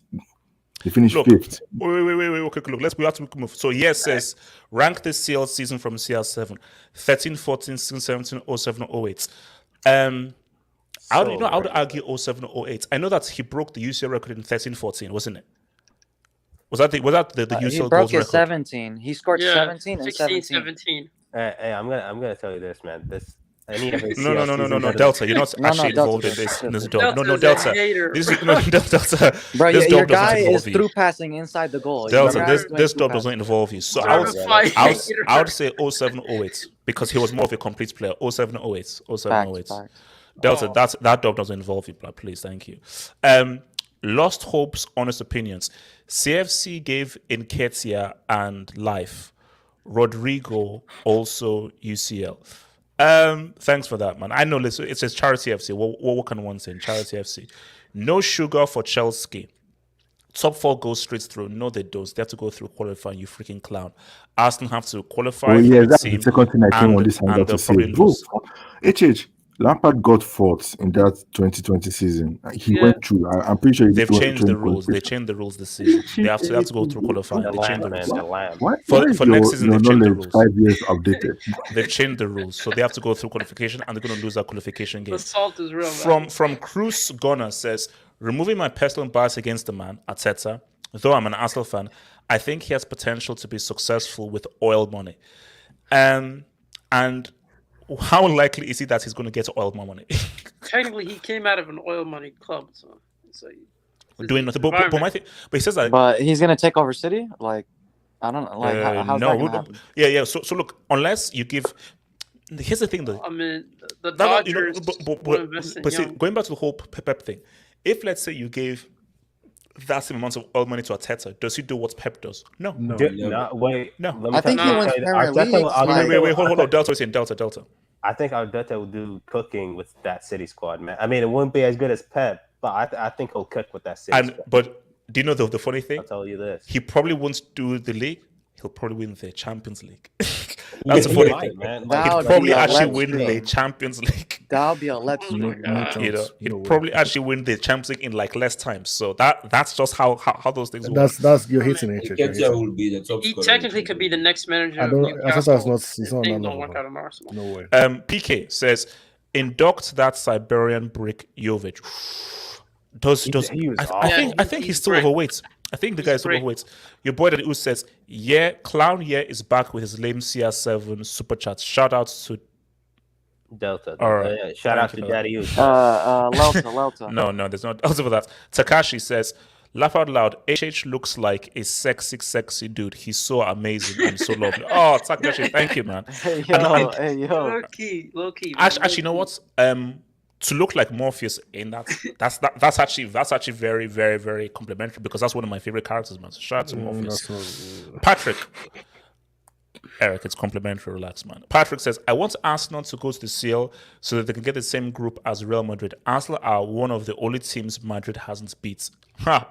Look, if Arsenal get through their qualifying game, put them in the toughest ass group, let them get pimp smacked, and then they will see what happens. That's if they do qualify in the same. But if they do qualify, there's no qualifying group. If they qualify, let's see whether they get through into the toughest group. What group. Chelsea get fault? Or Chelsea get fault? You have to go to Daddy Us. Oh my God, this year thing is so lame. Zero sauce. Oh wow, interesting. Wing says a random reminder that Kai Havertz is the guy that scored the winning goal in the UCL final. Can we have an honest discussion about Kai Havertz, man? Nope. No, we can't. He did score in the UCL final. Respect. Where's LSG? His goats hits the post twice. I've been telling I think this guy has more shot to the post than goals.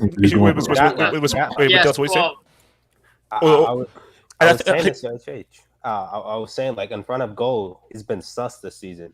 And HH like took it personal when I brought up Pulisic. So, I mean, HH, he's been sus in front of goal. But we'll see what happens next season. We'll see what happens. Your boy here says, Daddy Us, you're obsessed with me. Get a life. Laugh my ass off. And Daddy Us again says, oh my God, Sage is back. Give Abdul a spot. Jesus Christ. It's crazy. Okay, guys, let's now hit it, man. So, guys, it's going to be a nice discussion, man. I think it's going to be a nice discussion, man. So, Guard of Honor. Should you or shouldn't you? So, Real Madrid are already the La Liga champions. They've already won La Liga and so forth. And here's the thing. It is customary, not compulsory. Now, you have to understand here.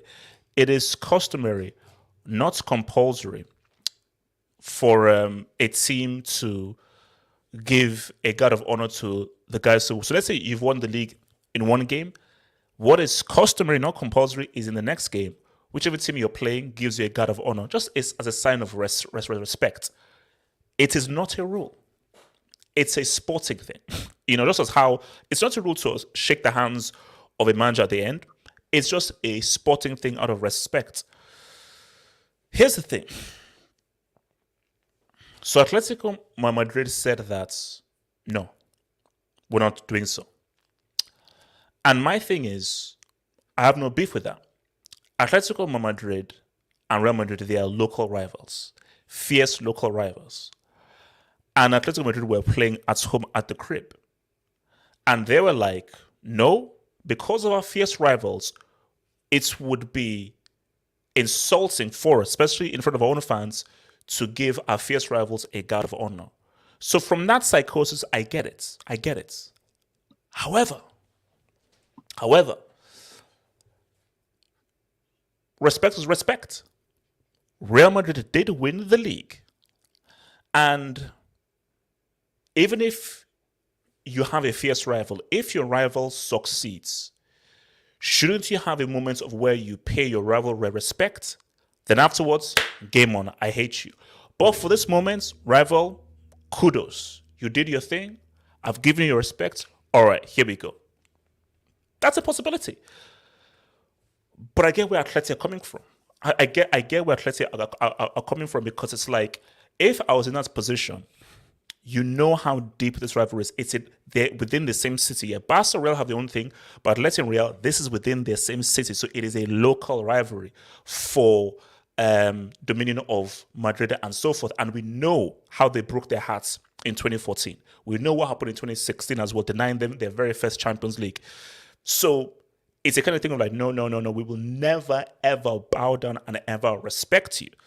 And let's be real, rivalries are rivalries. So I can sort of understand that whole thing, man. And I think that the wider thing which I want to bring to you guys is, should it be a see, this is where it's difficult.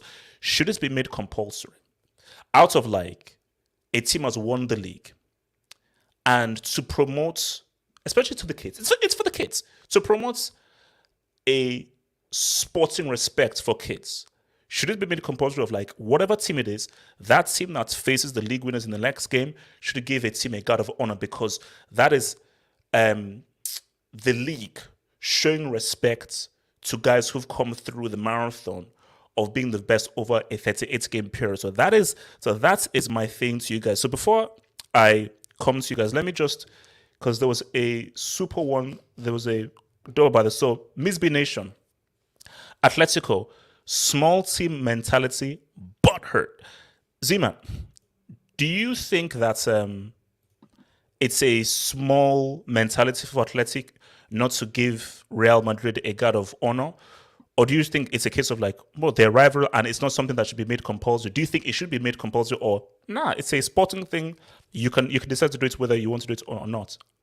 No, they don't have to. I don't understand why they would be forced to do it. They don't have to if they want to. I mean, it'd be pretty weird if you're forcing people to clap for you if they don't want to. So for me, it's just no. But or give you that like God of honor from a sporting point of view. You see, no. Remember, it's not compulsory. But do you think that it's just in terms of sporting thing? Because again, this was everyone's viewpoint. Do you think that, let's say you were a La Liga president, that you would make it compulsory that, you know what, out of respect of a team who won the league, to promote sporting respect, guard of honor, or you wouldn't enforce that as a rule? No, I wouldn't. I wouldn't enforce it as a rule. I think every club has every right to do whatever they want. If they don't want to give you God of honor, they don't have to. And I don't understand why people will be complaining about not getting it. You've already won the league title. I don't understand why that's like that changes. Well, it's nice though. Come on, Ziman. It's nice when people give you that little. It's extra. It's extra nice, you know. Yeah, it's nice, but I don't necessarily think you have to, because it's like this. My problem is the same Real Madrid fans that are complaining about the God of being like Atletico Madrid are not praising us are the same people that were roasting Barcelona for saying congratulations on Twitter, and to the point where congratulations FC was trending. So I'm just like, you can't be on one hand complaining about a club, you know, when they give you kudos, and then you decide to you end up deciding to roast them. On the other hand, you can't be mad when they decide not to show you, you know, that level of just respect in terms of and clapping for you and cheering for you. I don't understand. I get sportsmanship, but that's not necessarily that doesn't necessarily have to be in line with, like, you know, praising your rival. These are local rivals. So for me, it's just like, they don't have to if they don't want to. So I don't understand this whole complaint, and it just makes no sense to me where people are losing their mind because Atletico decide not to give it to Real Madrid. It's a part of sports. It's a rivalry. It's what's expected. You're not expecting your fierce rival to compliment you every single time you do. You know, you do great. It's not. That's the part of sports we like. We love rivalry. So for me, it's just like so for me, it's just like you don't have to do that if you don't want to, and it's down to the club to choose. Because for Barcelona, we decided to do it for Real Betis when they ended up winning the Copa del Rey this week. this weekend. So. Oh no, because you know what's funny, and I don't know whether even Donny may remember this. I Can I speak on remember. this for again? Yeah. No. Because I want to come to this one because like Monaco has not spoken, but like I don't know whether you remember this. It's so funny. I don't know whether I was about to bring it up. Is it Bernardo Silva? Yes. Yeah, How do you I was know? about to bring it up. Yeah.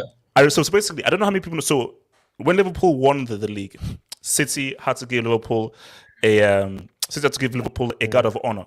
So they did the whole thing. Look, I don't know whether you can find this on YouTube or something. Look at Bernardo Silva's Bernardo face. wasn't clapping. No. He did, but look at his face when he walked away. He was like, "Bro, I did not want to do that," and he could have said that like he did not want to give those guys a guard of honor because he was like, "Nah, we are rivals. Why do we have to do this crap, bro?" It's fun. Honestly, I find it so fun. It's not even that. I think sports is becoming too nice and friendly these days. Yeah. People don't get it. At the end of the day, sports. We need that heat back. We need that heat back. We need that heat back. Sport replaced gladiators. Back in the days, people used to kill each other on the battlefield for entertainment, and that's what. And sports is actually the replacement of that, whereby this was the act which we would perform back then, and the guard of honor is based on respect, right? So if I don't respect you, then it's pointless me giving you the guard of honor. It's like if United won, I don't think we would give those bums a guard of honor. Yeah. On that day, match is overrated. Like we don't believe whatever you guys done.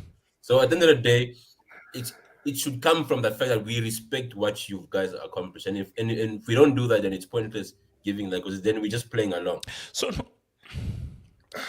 okay, you could use that word respect. So you're saying that okay, so basically so you respect. So you said Atleti respected what Barcelona did, but they didn't respect what Real Madrid did. Yeah, due to the rivalry first. Due to the rivalry. They don't take whatever they done serious. Like screw you guys. Okay. Milan Messenger, how do you view this whole God of Honor thing, man? I think it's pretty an archaic tradition. Like people should just dismiss of it. It really doesn't make any sense that you have to honor a team, your own rival, when they win. They shouldn't really. You should just go on, play the game, and do other stuff. It really shouldn't have to come down to that. And I also think it comes into the fact that Atletico wants to be seen as like some sort of villains by the way they play, the way their players are like they're so anti-football. Yeah. That's why they want to see themselves as like the villains. That's why they didn't really want to do this. But I don't really think it has anything to do with the rivalry. I just think it's more that they want to be villains, but I don't think they should have to adhere to it, you know? Gatlock. I'm pretty sure in 2018, when Barcelona were doing their own stuff, Real Madrid did not give them a guard of honor. I'm pretty sure. Like it was in Camp Nou, and yeah, there was no guard of honor being given. I'm pretty sure Barcelona won before they played Real Madrid. And Real Madrid was supposed to do it, and they didn't do it. So it's really not compulsory. I'm not surprised. You see, that's how it shows you that there's literally no rivalry between Liverpool and City. Okay, normal rivals would not do that. They would. They won't do that. Like, you don't know. It's like I find it almost impossible. Like let's say if Real Madrid won the league, Barca do a guard of honor, or if Barca won the league, Real Madrid do the guard of honor. The only person that kept the real was Bernardo Silva, bro. This guy was like he was clapping. He clapped and then we smacked him for him. I look at that clip they're talking about. But you still lost the league though. Yeah, you see, that kind of stuff where it's like, I mean, yeah, first, look, if I were Bernardo Silva, you guys can do your clap shit. I'll just walk you. Because, bro, like, no, because that's the thing. So, like, how would be, let's say Bernardo Silva just didn't even be part of the guard of honor. What do you not say? But you can't call that bad sportsmanship. You know, because like you know, England, they are sentimental merchants. Very sentimental. Can I comment? Very sentimental. Yeah, Eric, I'll go to yeah. They like all this whole, they're doing it for the tradition, or you see that and blah blah. And also, blah. especially, I think you rather put because it's England and because it's Liverpool. If Bernardo Silva, let's say, just was not part of it, they would have a whole section on BT Sports and Sky Sports about how unsportsmanlike Bernardo Silva is because of how people made a big deal of our Liverpool's first title in 30 years and so forth. Yeah. Yeah, man, you can't have it both ways. You can't be saying, this is a rivalry, and now be criticizing somebody. If like no, I'm sorry. Like Yeah. when I let good know what to do it, I'm like, yeah. I mean, I'm expecting them to. So I've been funny if they did. I thought it was a compulsory stuff when I was like, wow, well, let's go do it. But it's like, but no, it's no, this is not not compulsory. Not compulsory. I'm not doing shit, man. And look, I'm about to leave, so let me just say something briefly.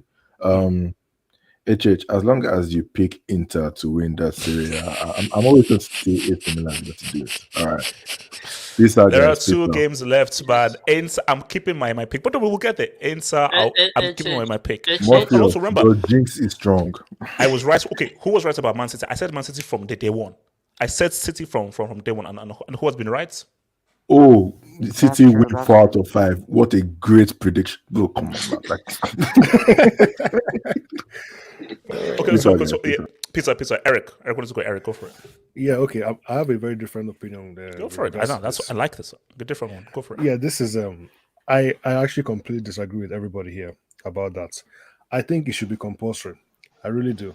I think it would be so amusing to watch because when I saw Bernardo Silva, that it made me laugh. Honestly, the way he was reacting, the way he was behaving, you can tell that they were very uncomfortable. Clapping for Liverpool. But then you see what happened in the game. They beat them 4-0. Liverpool got but here's the thing. How do you enforce it and make it compulsory? Let's say you make it a rule and so forth, and the team decides not to do it. How do you then punish them? Because if you punish them, people say, wait a minute, you're punishing a team because they didn't. You brought up a bonus rule of a guard of honor. They didn't do it, and now you couldn't let's say deduct points or exactly, how would you even go about punishing a team for doing a sportsmanship guard of honor? Yeah, you would deduct points basically. You would find some kind of way to. Yes, it doesn't make much sense, but just from my personal entertainment, this is just because I think it adds to the I think it really does add to the rivalry and the hostility. Imagine if Atletico were forced to do the guard of honor and then a fight breaks out, and that would be very interesting.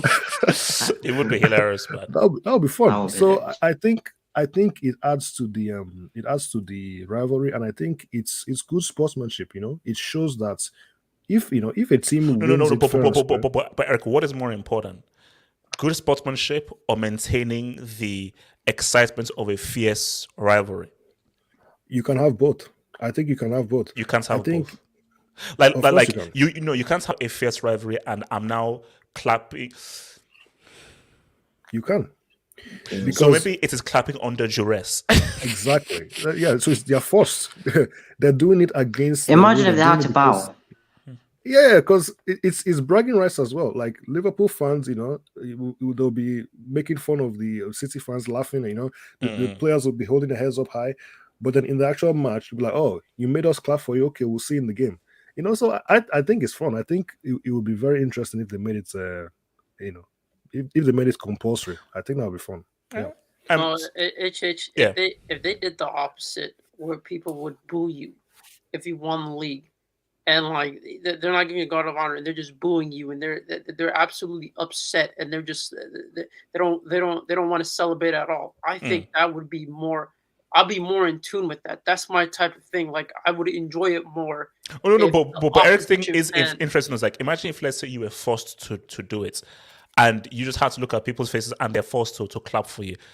It would, because bro, I can just imagine as a player where the team I hate and I loathe, and in my team's home stadium, because my local rival, I have to now clap at guys, especially if they now walk slowly and I start smiling, they're taking their time and say, hey.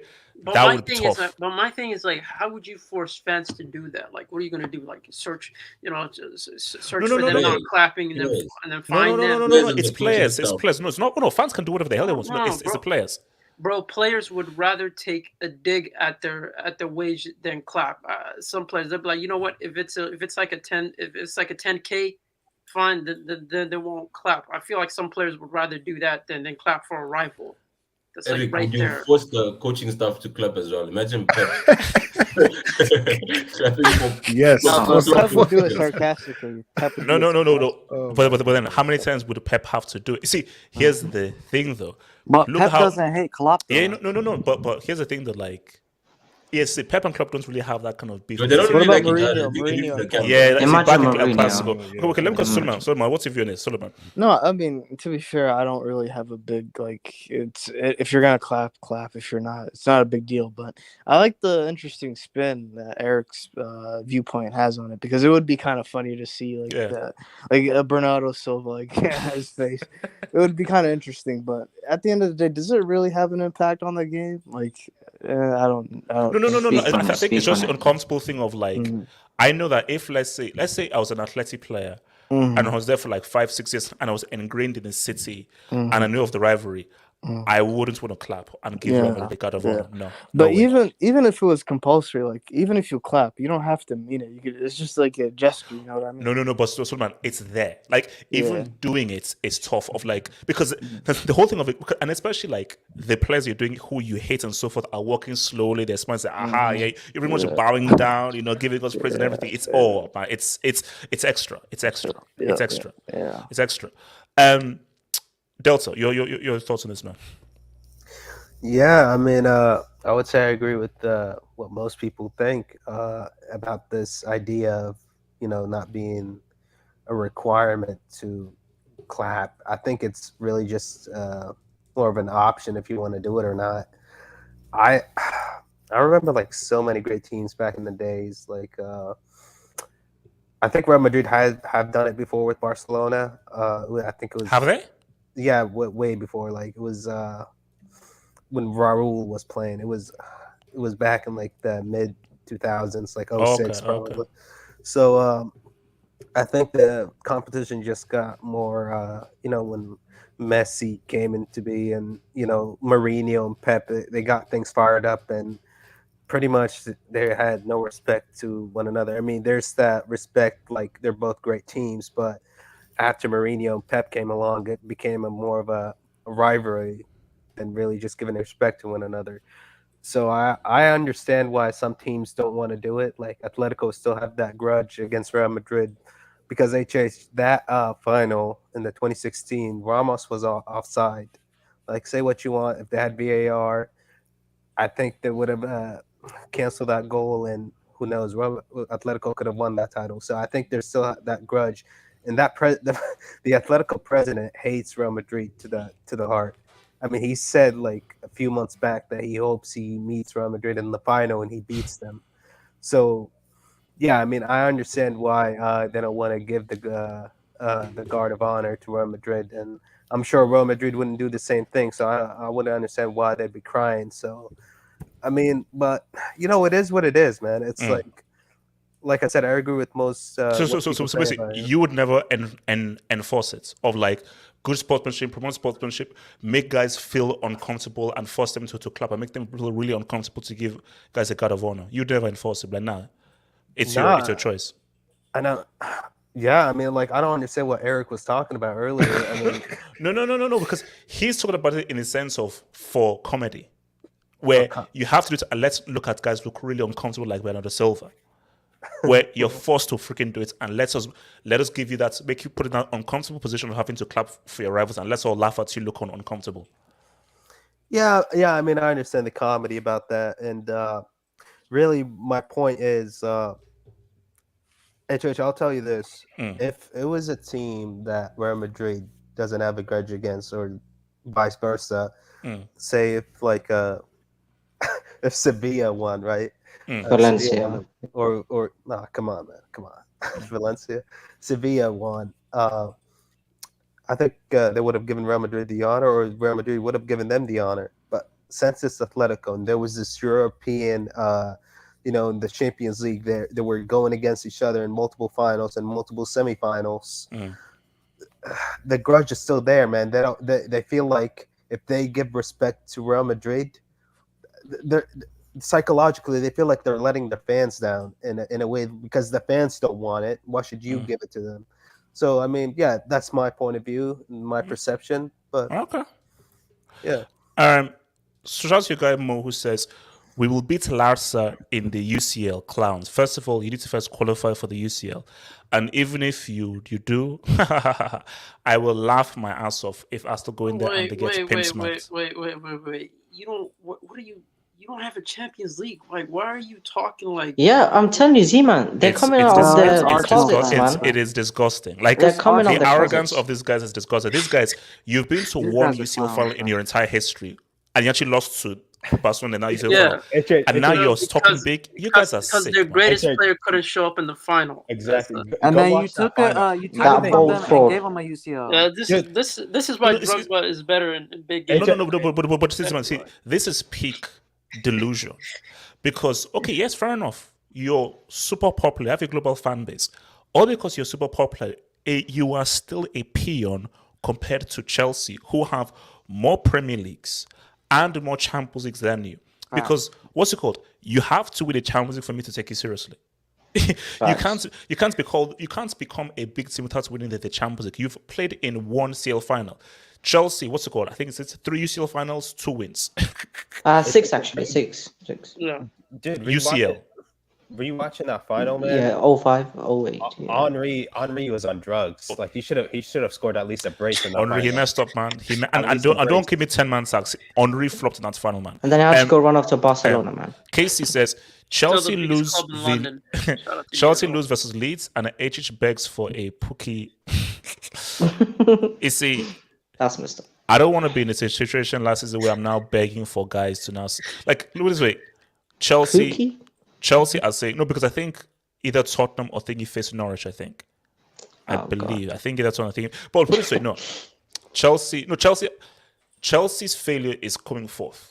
Chelsea are not coming fifth. Like that, get that. Like they're not coming fifth. Like just in case, how much is a Norwich jersey? I'm just thinking about it. Are they really relying on a Pokemon character? Like, come on, Pokemon. Yeah. Delta, no. Yeah. Oh no, this. Shout out to boy 88th bus stop. Thank you for the dub, 88th. Shout out to Chelsea, the greatest team in the world and the legitimate Champions League winners because of the away goal rule.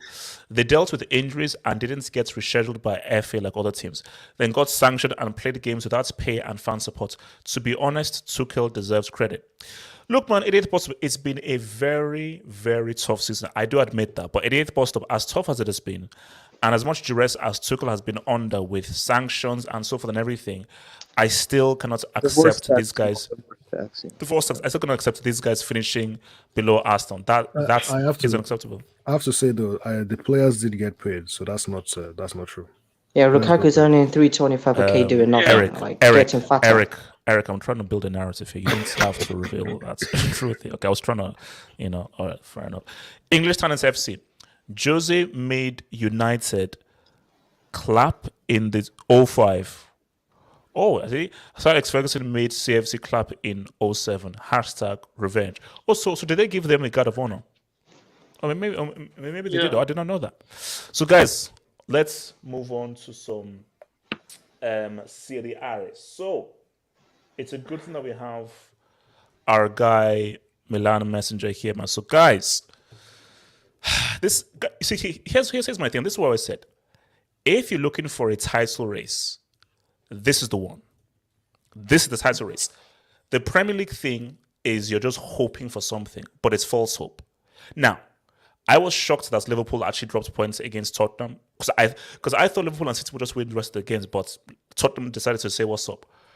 But the thing with this Serie is you don't know what's going to happen. Bro, Inter were losing in the last game. Then they came back. No, sorry. Were they losing? I think Thingy drew level and they had to win. Milan were losing. So this is really exciting because, bro, you cannot guarantee that they're going to win their remaining 2 games. So here's the thing. Let me bring up the table because this is a bit different. Because unlike the EPL, this is head-to-head. So Milan have a better head-to-head than Inter. So Milan can afford a draw.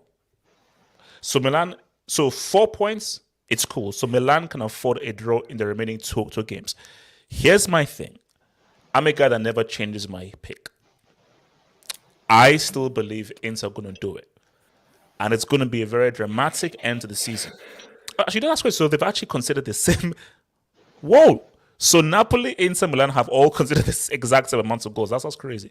Milan Messenger, what do you say, man? Do your boys hold their nerve and say what's up, man? Last 2 games against Atalanta and Sassuolo, do they hold their nerve?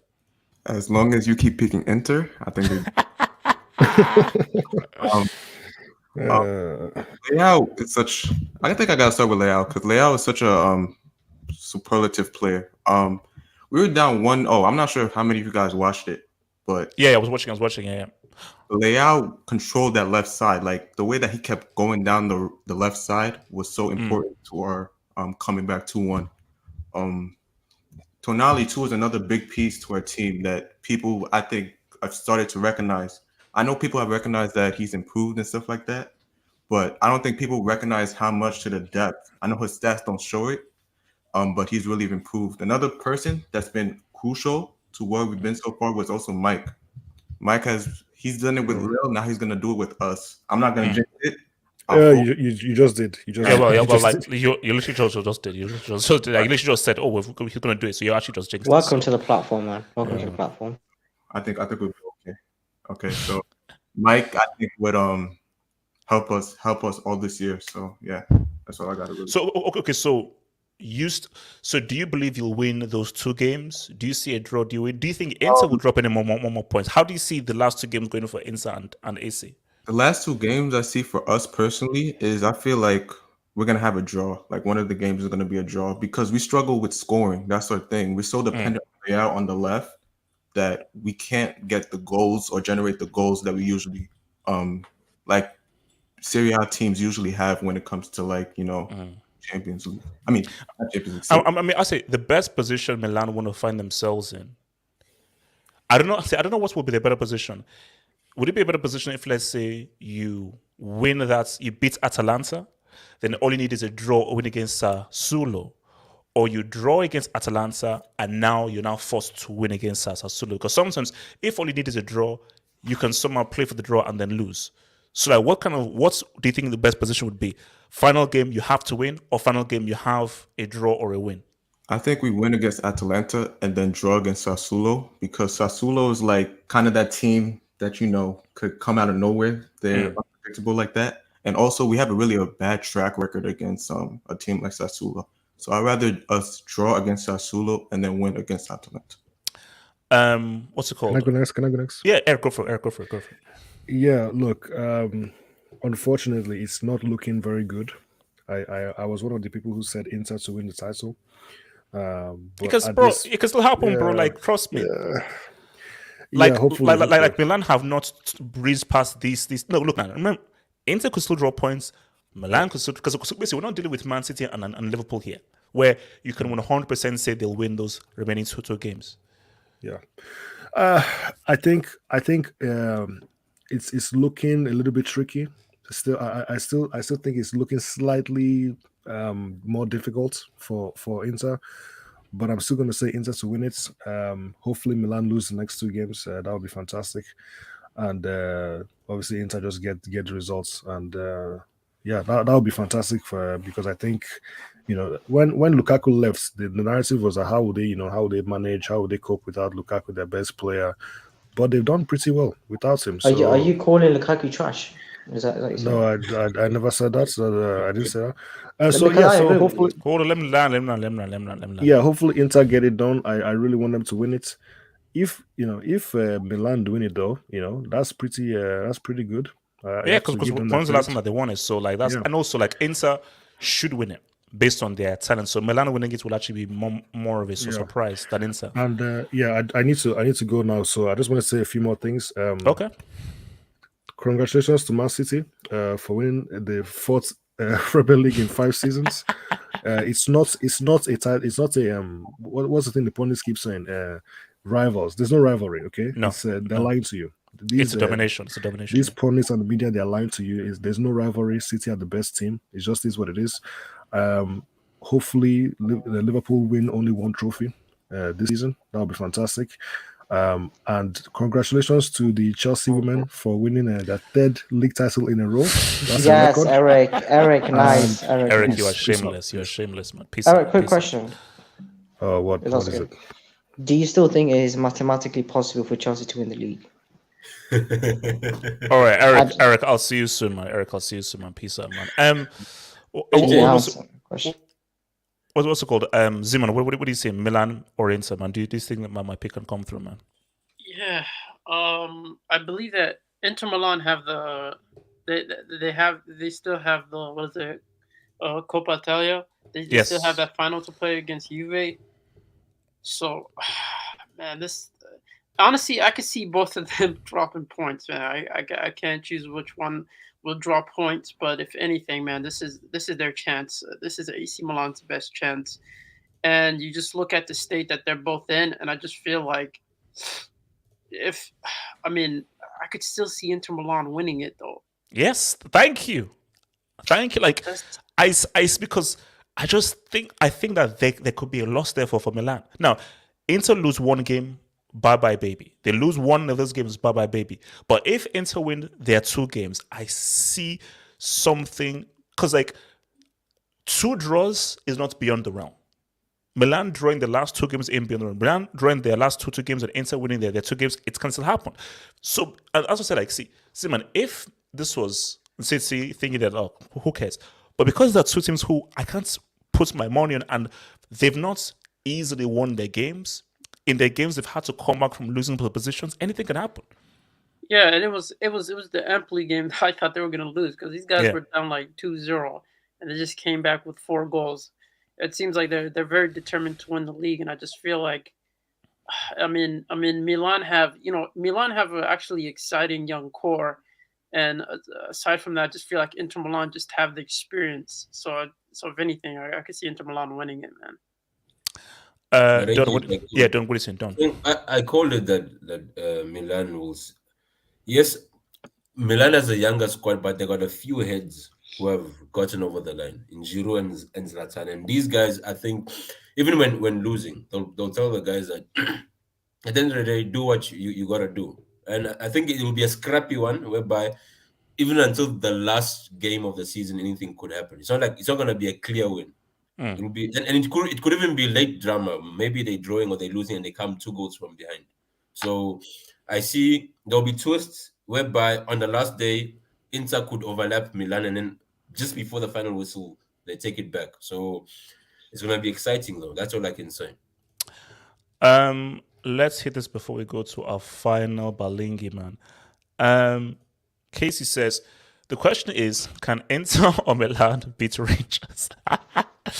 Guys, are we now seeing the SPL? It's a Casey claims that if Rangers win the Europa League, that's SPL over Serie. Come on, bro. Yes, I agree with that. Sage, drink your tea, man. Just drink your tea, please. Just drink your tea. I don't think we want to hear from me anymore, man. Thank you. So, final thing, man. Can I speak about the Serie real quick? Go for it. Listen, bro, are we counting out Napoli still? You know what I mean? Because they have Osimhen. And no, I'm kidding. Easy. I know. No, damn bloody fool. Yeah, go for it.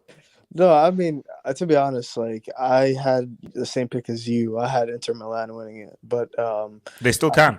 Yeah, of course, they both can. But I think that AC Milan they've surprised, like, because they were rebuilding. I think they weren't in the Champions League a few seasons ago, and they haven't won the title since 2011. So I think obviously they're rebuilding, but I think it's come faster than I expected, because I didn't really see them winning the Serie A, but I'm still going to stick with Inter, even though that your jinx is still going on. So wait, so who – I know who AC Milan's last 2 fixtures are, but what are Inter's last 2 fixtures?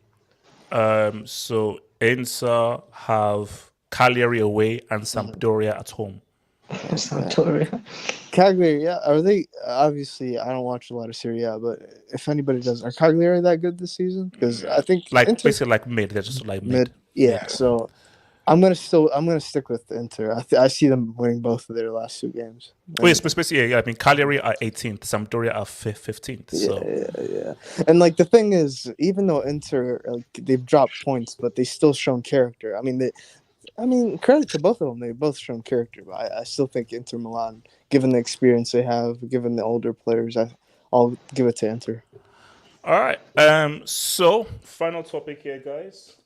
Now, your boy Mbappe. So, this I think is going to be the biggest. This is going to be the biggest thingy of the summer. Now, I think that Chelsea can maybe try and go in for him. Just try and put in like a little interested bid. But you know what? It's PSG or Real. So Your boy Fab has put out a tweet. Your boy Fab has put out a tweet. So this is what Fab has said. So where is Fab? So your boy says, Kylian Mbappe's camp and Real Madrid will have new contacts next week. There's still no decision made, but Real sources feel confident and relaxed on this deal. As always, PSG proposal has been improved a few days ago and is still on the table. Zeman, man, what are you leaning towards? Because I'm not sure. Yeah, staying at PSG, Real. Apparently, according to news outlets in Spain, the main problem between Madrid's camp and the main problem between Madrid and Kylian Mbappe's camp was how much did he own his own image? So imaging rights. So I think he wanted something above 60 and whatnot. That's like the same that they gave to Cristiano Ronaldo in terms of. This is what he wants from Real Madrid. Yeah. In terms of rights to his own image, and in terms of advertisement and marketing for Madrid, and he wanted that. And apparently, that's the part that they're negotiating. And apparently, PSG still have a higher offer. But I don't know. I don't know the decision that Mbappe is going to make, because this is just like back and forth. It seems like this is a competition between French journalists and Spanish journalists. Yeah, no, for me, I think, look, you can't believe any journalist, because Mbappe staying in Ligue 1 is huge for France. So they'll want to put out a narrative to try to convince people that he's staying. Because look, let's be real. Messi is coming towards the end of his era. Neymar, he's there and everything, but he's sort of underwhelming based on everything. Mbappe is the guy. Mbappe is the face and future of football. And if your league has a guy who is considered not only the future of football, but the current face of football, that is huge for your league. So PSG know how important it is for France to still have him. So they want to push that. And again, for Real Madrid, not that they need Mbappe, but Mbappe going to Real Madrid, boom, Real, they're back. They're back in the groove. We now have the face of football. So this is a battle because Mbappe goes to La Liga. La Liga is now back to when they had Dino, when they had Rivaldo, when they had Messi. When we now have the best player in the world right now. And now who now knows who Barca are now going to get if Haaland now says what's up. So, yeah. So yeah, I could see that from. I'm sure. Yeah, it would do a lot of good for advertisement reasons for La Liga, as well as Real Madrid just having a player of Mbappe's caliber as the future front of Real Madrid. But my thing is, like, I don't understand what's holding him to PSG, like what he sees in PSG, and I think it's more of a connections that he has in PSG as much as it is for the money, because I'm sure they're offering him the world. And it's just that part that I don't know. Like I don't know. I don't know where he's gonna go, man. These journalists just keep confusing me, and I do think that he's gonna end up around Madrid somehow. But I don't know if he's gonna take the 2-year extension. But I see him coming out around Madrid, to be honest with you. Delta, what do you? Okay, yeah. Wait. So Delta, what are you saying? Are you worried about Mbappe leaving PSG? I've been prepared for this, outcome, whether he stays or goes. And at first I was like, oh man, we're going to lose a top 5 player in the world and a future best player in the world. But as time goes by, I'm just saying, this is what reality is all about. I mean, most Barcelona fans didn't want Messi to go. And for them, he's the best player in the world. So when Messi left, I mean, they were there. I mean, you could ask Abdul or other Barca fans like Z-Man. And as time goes by, Z-Man didn't even want Messi back. So for me, I'm saying, as good as Mbappe is, I mean, PSG as a club, we got to be bigger than a player. We got to be a serious club someday. We're not a serious club right now, but if we want to be a serious club, we can't let a player, no matter how high a caliber player is, we can't let a player control. Yeah, but Delta, Mbappe is that dude though. He is that dude. Trust me. He like I said before, he's a top 5 player in the world, and he's going to be the best player in the world. He's been top 5, honestly, since 2019. Okay, so basically, so you're saying that PSG offering him crazy amounts of money is wrong. That's they should just allow him to go, and PSG shouldn't be trying to break the bank to keep him. I wouldn't say it's necessarily wrong because I think he does deserve that kind of money at HH because what you're seeing right now, like what Messi was earning at Barca, or what Gareth Bale was earning, and Mo Salah was what he's about to earn at Liverpool. I wouldn't necessarily say it's wrong. I mean, as a club, we're piled by oil money at HH. We're never gonna run out of money. So this is the funny thing is, this is why Conte wanted to come at PSG, right? Because Conte as a coach, he wants very specific players, and that's why he left Inter, because they didn't have that kind of money. That's why he wants to go to PSG, because he knows we're just piled up with money. And like I said, I wouldn't necessarily take it as a wrong approach to offer them that amount of money, but if we want to move on, you can't. This is the thing, HH. You can't have an unhappy player at the club. Yes. Because he was like, okay, let me just move on with 1 year. Let me finish off my contract and go to Madrid. But see, this is the issue I have with your club. I think you're 100% right. You don't keep an unhappy player, and your club can't be just about a player. But I think this is beyond just football. I think this is about marketing. This is about merchandising. This is about business. This is about branding, because they understand how important it is to have one of the biggest stars, young stars for the future at PSG. So the reason why they're spending so much money, beyond just how important he is to the football team on the pitch, is how important he is to PSG as a brand, which is the issue.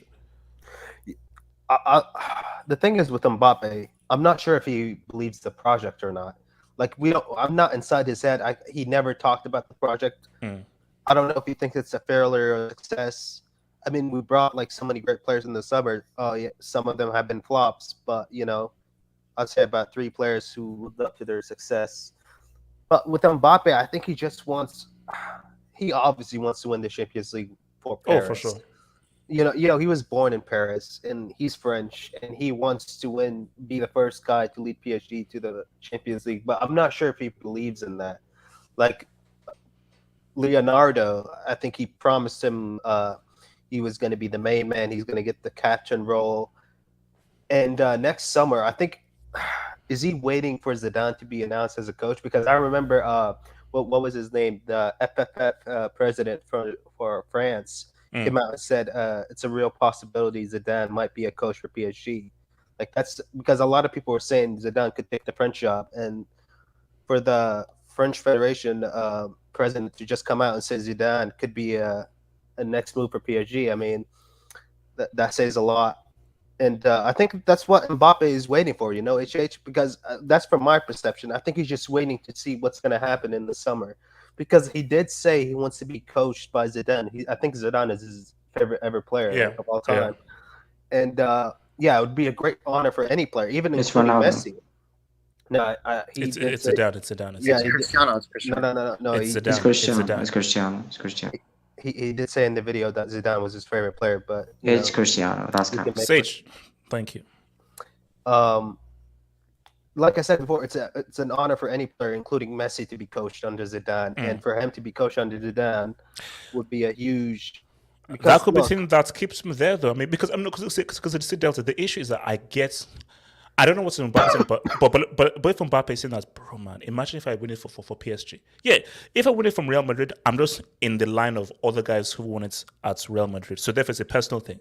But if I win it for PSG, I have that personal infinity stone of the UCL. But man, I am now immortal. I've been fully immortalized as the first player who was there and part of the team that gave PSG their first ever UCL. Because that is what Marseille can always hold over PSG, that, hey, we're the only French team to win the UCL. So I get that. But is that enough to keep it there? Because my thing, though, is for Mbappe is that, will I now go crazy, score all these goals, do all these things, but my team lets me down?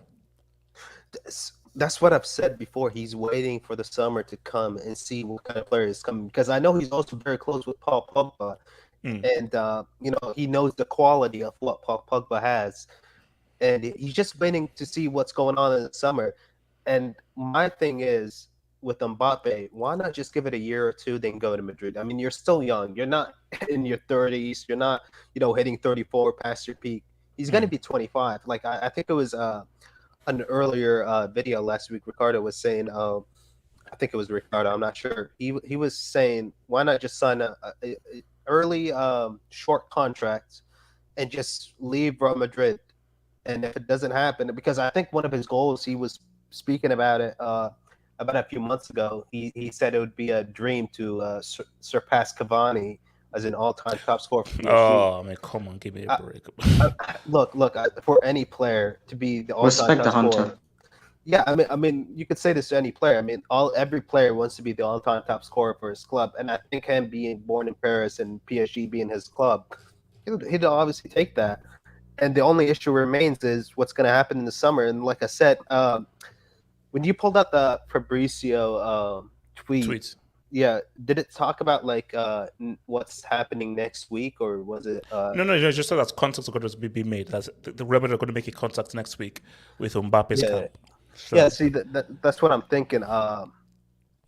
Is there anything like specific about it, or just like a contract? Look, we just want to say no one knows anything. Whether it's gets French football knows everything, no one knows everything. That's the issue. Mohammed, talk to me your thoughts on this whole thing. For me, this is turning into a saga where it's almost difficult to see where he actually makes the decision, because apparently what I was reading is PSG are giving him 100% image rights, like 100, everything.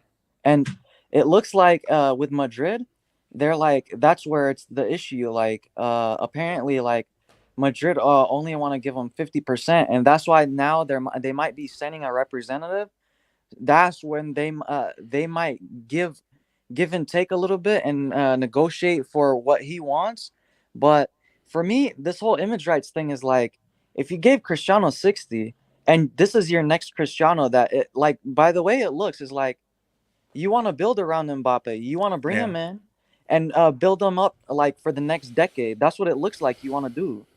So are we really gonna beat around the bush about image rights? Like, it just doesn't make business sense, like in the long term.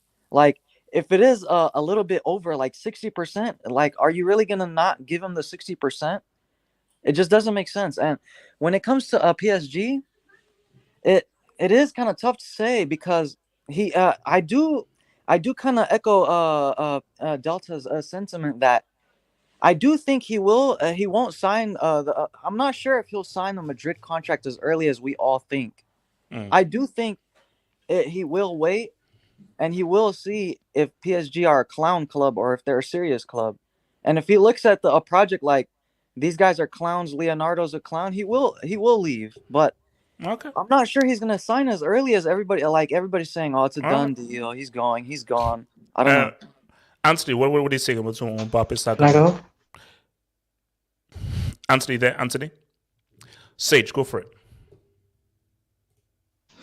All right. On the whole Mbappe thing, I think someone said about him signing an early contract. I think that's a good idea, and that's more likely to happen, because people need to remember Real Madrid, they are known for buying a lot of young talents, but at the same time, when it comes to the caliber of someone like Mbappe, it's better to wait for when he's close to being the finished article instead of him, being on the rise. Is very risky for Real Madrid, and obviously Mbappe to, I feel like this is just way too rushed, way too early. If you can't even make it, well, he didn't make it to PSG, but I feel like it will be a much better story, and it will set him up for his career if he just won a Champions League and helped, like, somewhat establish his career at PSG, and then move on to bigger challenge. What Eden Hazard's supposed to do, pretty much. But, I just can't help it, but Mbappe is just like a spitting image of a young Cristiano Ronaldo. Like, it's obvious. Like, he copies his moves. He tries to, popularize celebration. Like, he's obviously wants to be Cristiano Ronaldo. That is just a that fact. Makes no sense, though. Like, I don't. No, let me finish. Let me finish. Like, he's literally a fan. Bro, he has have you seen that picture of him a kid? He had Cristiano jerseys of him, pictures like looking like a young Ninja Turtle just smiling. Like, he's literally a Cristiano Ronaldo fanboy. All right, Mbappe might be one of those people on Twitter backing Cristiano Ronaldo. We don't know. He might have a backup Twitter account. But anyway, I just want to say this on a side note. You know what I love about Mbappe's career that has nothing to do with football? And HH, I know you said I know you said that you're not anti-white and you love your Caucasians, and so do I. I love my small boys. But listen, if Cristiano Ronaldo was black, he would have been one of your favorite players. Don't lie, because Mbappe is pretty much a young Cristiano Ronaldo, and you like Mbappe. Low key, you're kind of right. He's like a he is. I can see where Sage said it. Yeah, I could. I mean, he does the Ronaldo I don't know what you guys are saying. He does the Hey, Chief, you exposed I don't know. yourself. I am. I mean, you like Luke Skywalker. That's I mean, I have no idea. That's not red. That's facts, man. I've that's That's one of the facts. most Bro, it is weirdest facts. things before. No, because You know Mourinho. what's the sick thing? You know what's the sick thing? If Pogba was white, you would agree with me majority of the time. Dude, if Pogba was Guys, I'm a lover of all races, man. I don't know what you guys Bro, are about. why don't you like Henderson then? I don't like Henderson. Yeah. No. I think he gives great efforts, bro. What's wrong with super efforts? This is such a Let's not take Henderson. And also comparing. Wait, you say Mbappe is like Cristiano. Has Cristiano scored in a World Cup knockouts game? That's the only thing he Let's has. let's not go there. Let's not go there. Wait, what do you mean? Like, let's look at this. It's like he's a spitting image. Mbappe has won a World Cup and he scored in a World Cup knockouts game. The way he has plays. Cristiano done the same thing? So where's the spitting image? I don't see the declaration. Apart from that, like the step France. Without Mbappe, they don't spit Argentina. How about that? But isn't like Zidane and Messi white? Like NHH is like HH loves him. Like, isn't Robin is white? Hazard is white. That's yes. Okay, fair enough. Well, Zidane is white passing. Hazard is. Oh, Jesus. Okay, Hazard is white. Hazard is white. Robin is white. Now what? Pirlo is white. Now what? Robin and Hazard play for Chelsea. Again, you're exposing yourself. Hold up, Zidman. Was Hazard isn't white? No, he's really not. He's fat. Technically not. He's 1% African. Yeah. On he's hold on. You're done. Say shut up. You're done. What do you think he gets those moves? Done. I think Mbappe and Ronaldo's situation is not similar because when Ronaldo went to Madrid, he had already won a UCL with United. So for him, it's more like, okay, this is just it's a next step in my career, right? So there won't be what ifs or any regrets should I move on, right? At his age, he's basically at crossroads because the next step he takes could determine his own legacy as a player. Because it could be like, let's say he goes to Madrid and then he wins a UCL. Then the narrative could be you couldn't do it on your own. You needed a well-established club with heritage. So I don't think it weighs as much as if he wins with PSG. But then there's also it could be like Gerrard though, where he stays there and he never wins a UCL, like Gerrard not winning a PL, a Prem. So it's that thing of whereby Madrid is the easier option. If you go to Madrid, there's a high chance probability that you could win it in your first season. Now, but if he stays at PSG, he could become a cult hero. Like, this is the guy who put us. Or done. He maybe just say that I just want to win a Champions League because then again, I'm in that rare group of Champions League winner and World Cup winner. Not many players can say that I'm a World Cup winner and a UCL winner. So it's like, look, the Premier League is all cool, but I actually want to chase personal glory and go into that pantheon of the legends of the game as an individual. So my thing is that how much is a sentiment of like, hey, I want to win PSG their first UCL and so forth and be immortalized. How much does he rate that or view that? It's similar to Pep, but let me put it in this sense that if Pep wins the UCL for City, he's that guy who broke that spell. 100%. Which is why I don't. Pep. My belief is Pep is never going to leave until he wins the UCL with Man City. You see, so I think it's but I think that is more stronger with Pep than it is with Mbappe. Because I think for Pep, if Mbappe leaves PSG, never winning the UCL, unless if PSG go out and win the UCL, it will not be an indictment to Mbappe's career. If Pep leaves Man City and some fruit seller wins UCL with Man City, that would be a huge indictment on Pep's career. It is. So for him as well, if he goes to Madrid and next season they win it, then it's a question of would Madrid have won it without Mbappe? So now they start questioning your contribution. because they were winning it before you, and you came. They won it And they're again. in the final now. They're in exactly without you with a much more data team. Yeah. So I think that's all he has to decide whether he wants to be a cult hero for a club, or he wants just to add up onto his legacy that's already there. So it's a difficult situation he's in. All right, let me hit this way out of here, man. Your boy Shane says, HJ's faves white players are bold though. Is Ronaldo isn't white? It's Zidane and Robin are white. Yeah. Zidane and Robin are white. R9 is not. R9 is like a mix. Mestizo. See, here's the thing: is like Zidane is. So Algerian. Put it this way: Zidane is not Caucasian. He's not. See, Robin is Caucasian. Zidane is not Caucasian. Okay. Zidane isn't brown and dark. What is he? He's Algerian. That's skin complexion. That's not race. He's from sunburn tax. Skin. Bro, it's not about skin. We're talking about like ethnicity. Yeah. Robin's ethnicity is Caucasian. Wait. Robin's ethnicity is Caucasian. Dutch. Zidane's ethnicity is not Caucasian. Yeah. They look the same. Like when you could put Robin and Zidane, they had the same skin. Okay. Look, Delta. Yeah. There's a guy that we all know called Red, and I thought Red hair is white, but Red is like, no, I don't consider myself white. I'm Arab. Now I look white. My skin is white, but I don't consider myself white Caucasian because I'm Arab. I'm an Arab guy who has pale skin. And Zidane and Benzema are just Arab guys who have pale skin, but they don't consider themselves Caucasian. I understand Benzema, but Zidane, I mean, we gotta check his DNA because that guy has. I think he has green eyes and he has pale skin. Wait. Have you seen what some what some pale Arab guys look like? Yeah, they look it's like weird. It's true. But my Zidane isn't he has Caucasian. blue eyes. Yeah, so like basically, did you know what this shows? Racism is actually bloody stupid. That's what it shows. Because there are white guys who are thinking that's so it just shows you how dumb and stupid racism is. Live in Africa, like there are white guys. Yeah. So it just shows, and there are black people with blue eyes. You know, there are black guys with blue eyes, green eyes, and so forth. So racism is stupid. So what? Okay. Yeah, Zima was saying like Westbrook. No, I was gonna say like I don't know how reliable there is, but there's people saying that your boy Bram betted on Valencia. He's making a bid for Valencia. I had. Are you gonna become a Valencia supporter? Are you gonna join Valencia? HH, I welcome him to La Liga, man. I welcome him to La Liga because Valencia need new owners, bro. Wait, so what's it called? You want Bram to give like?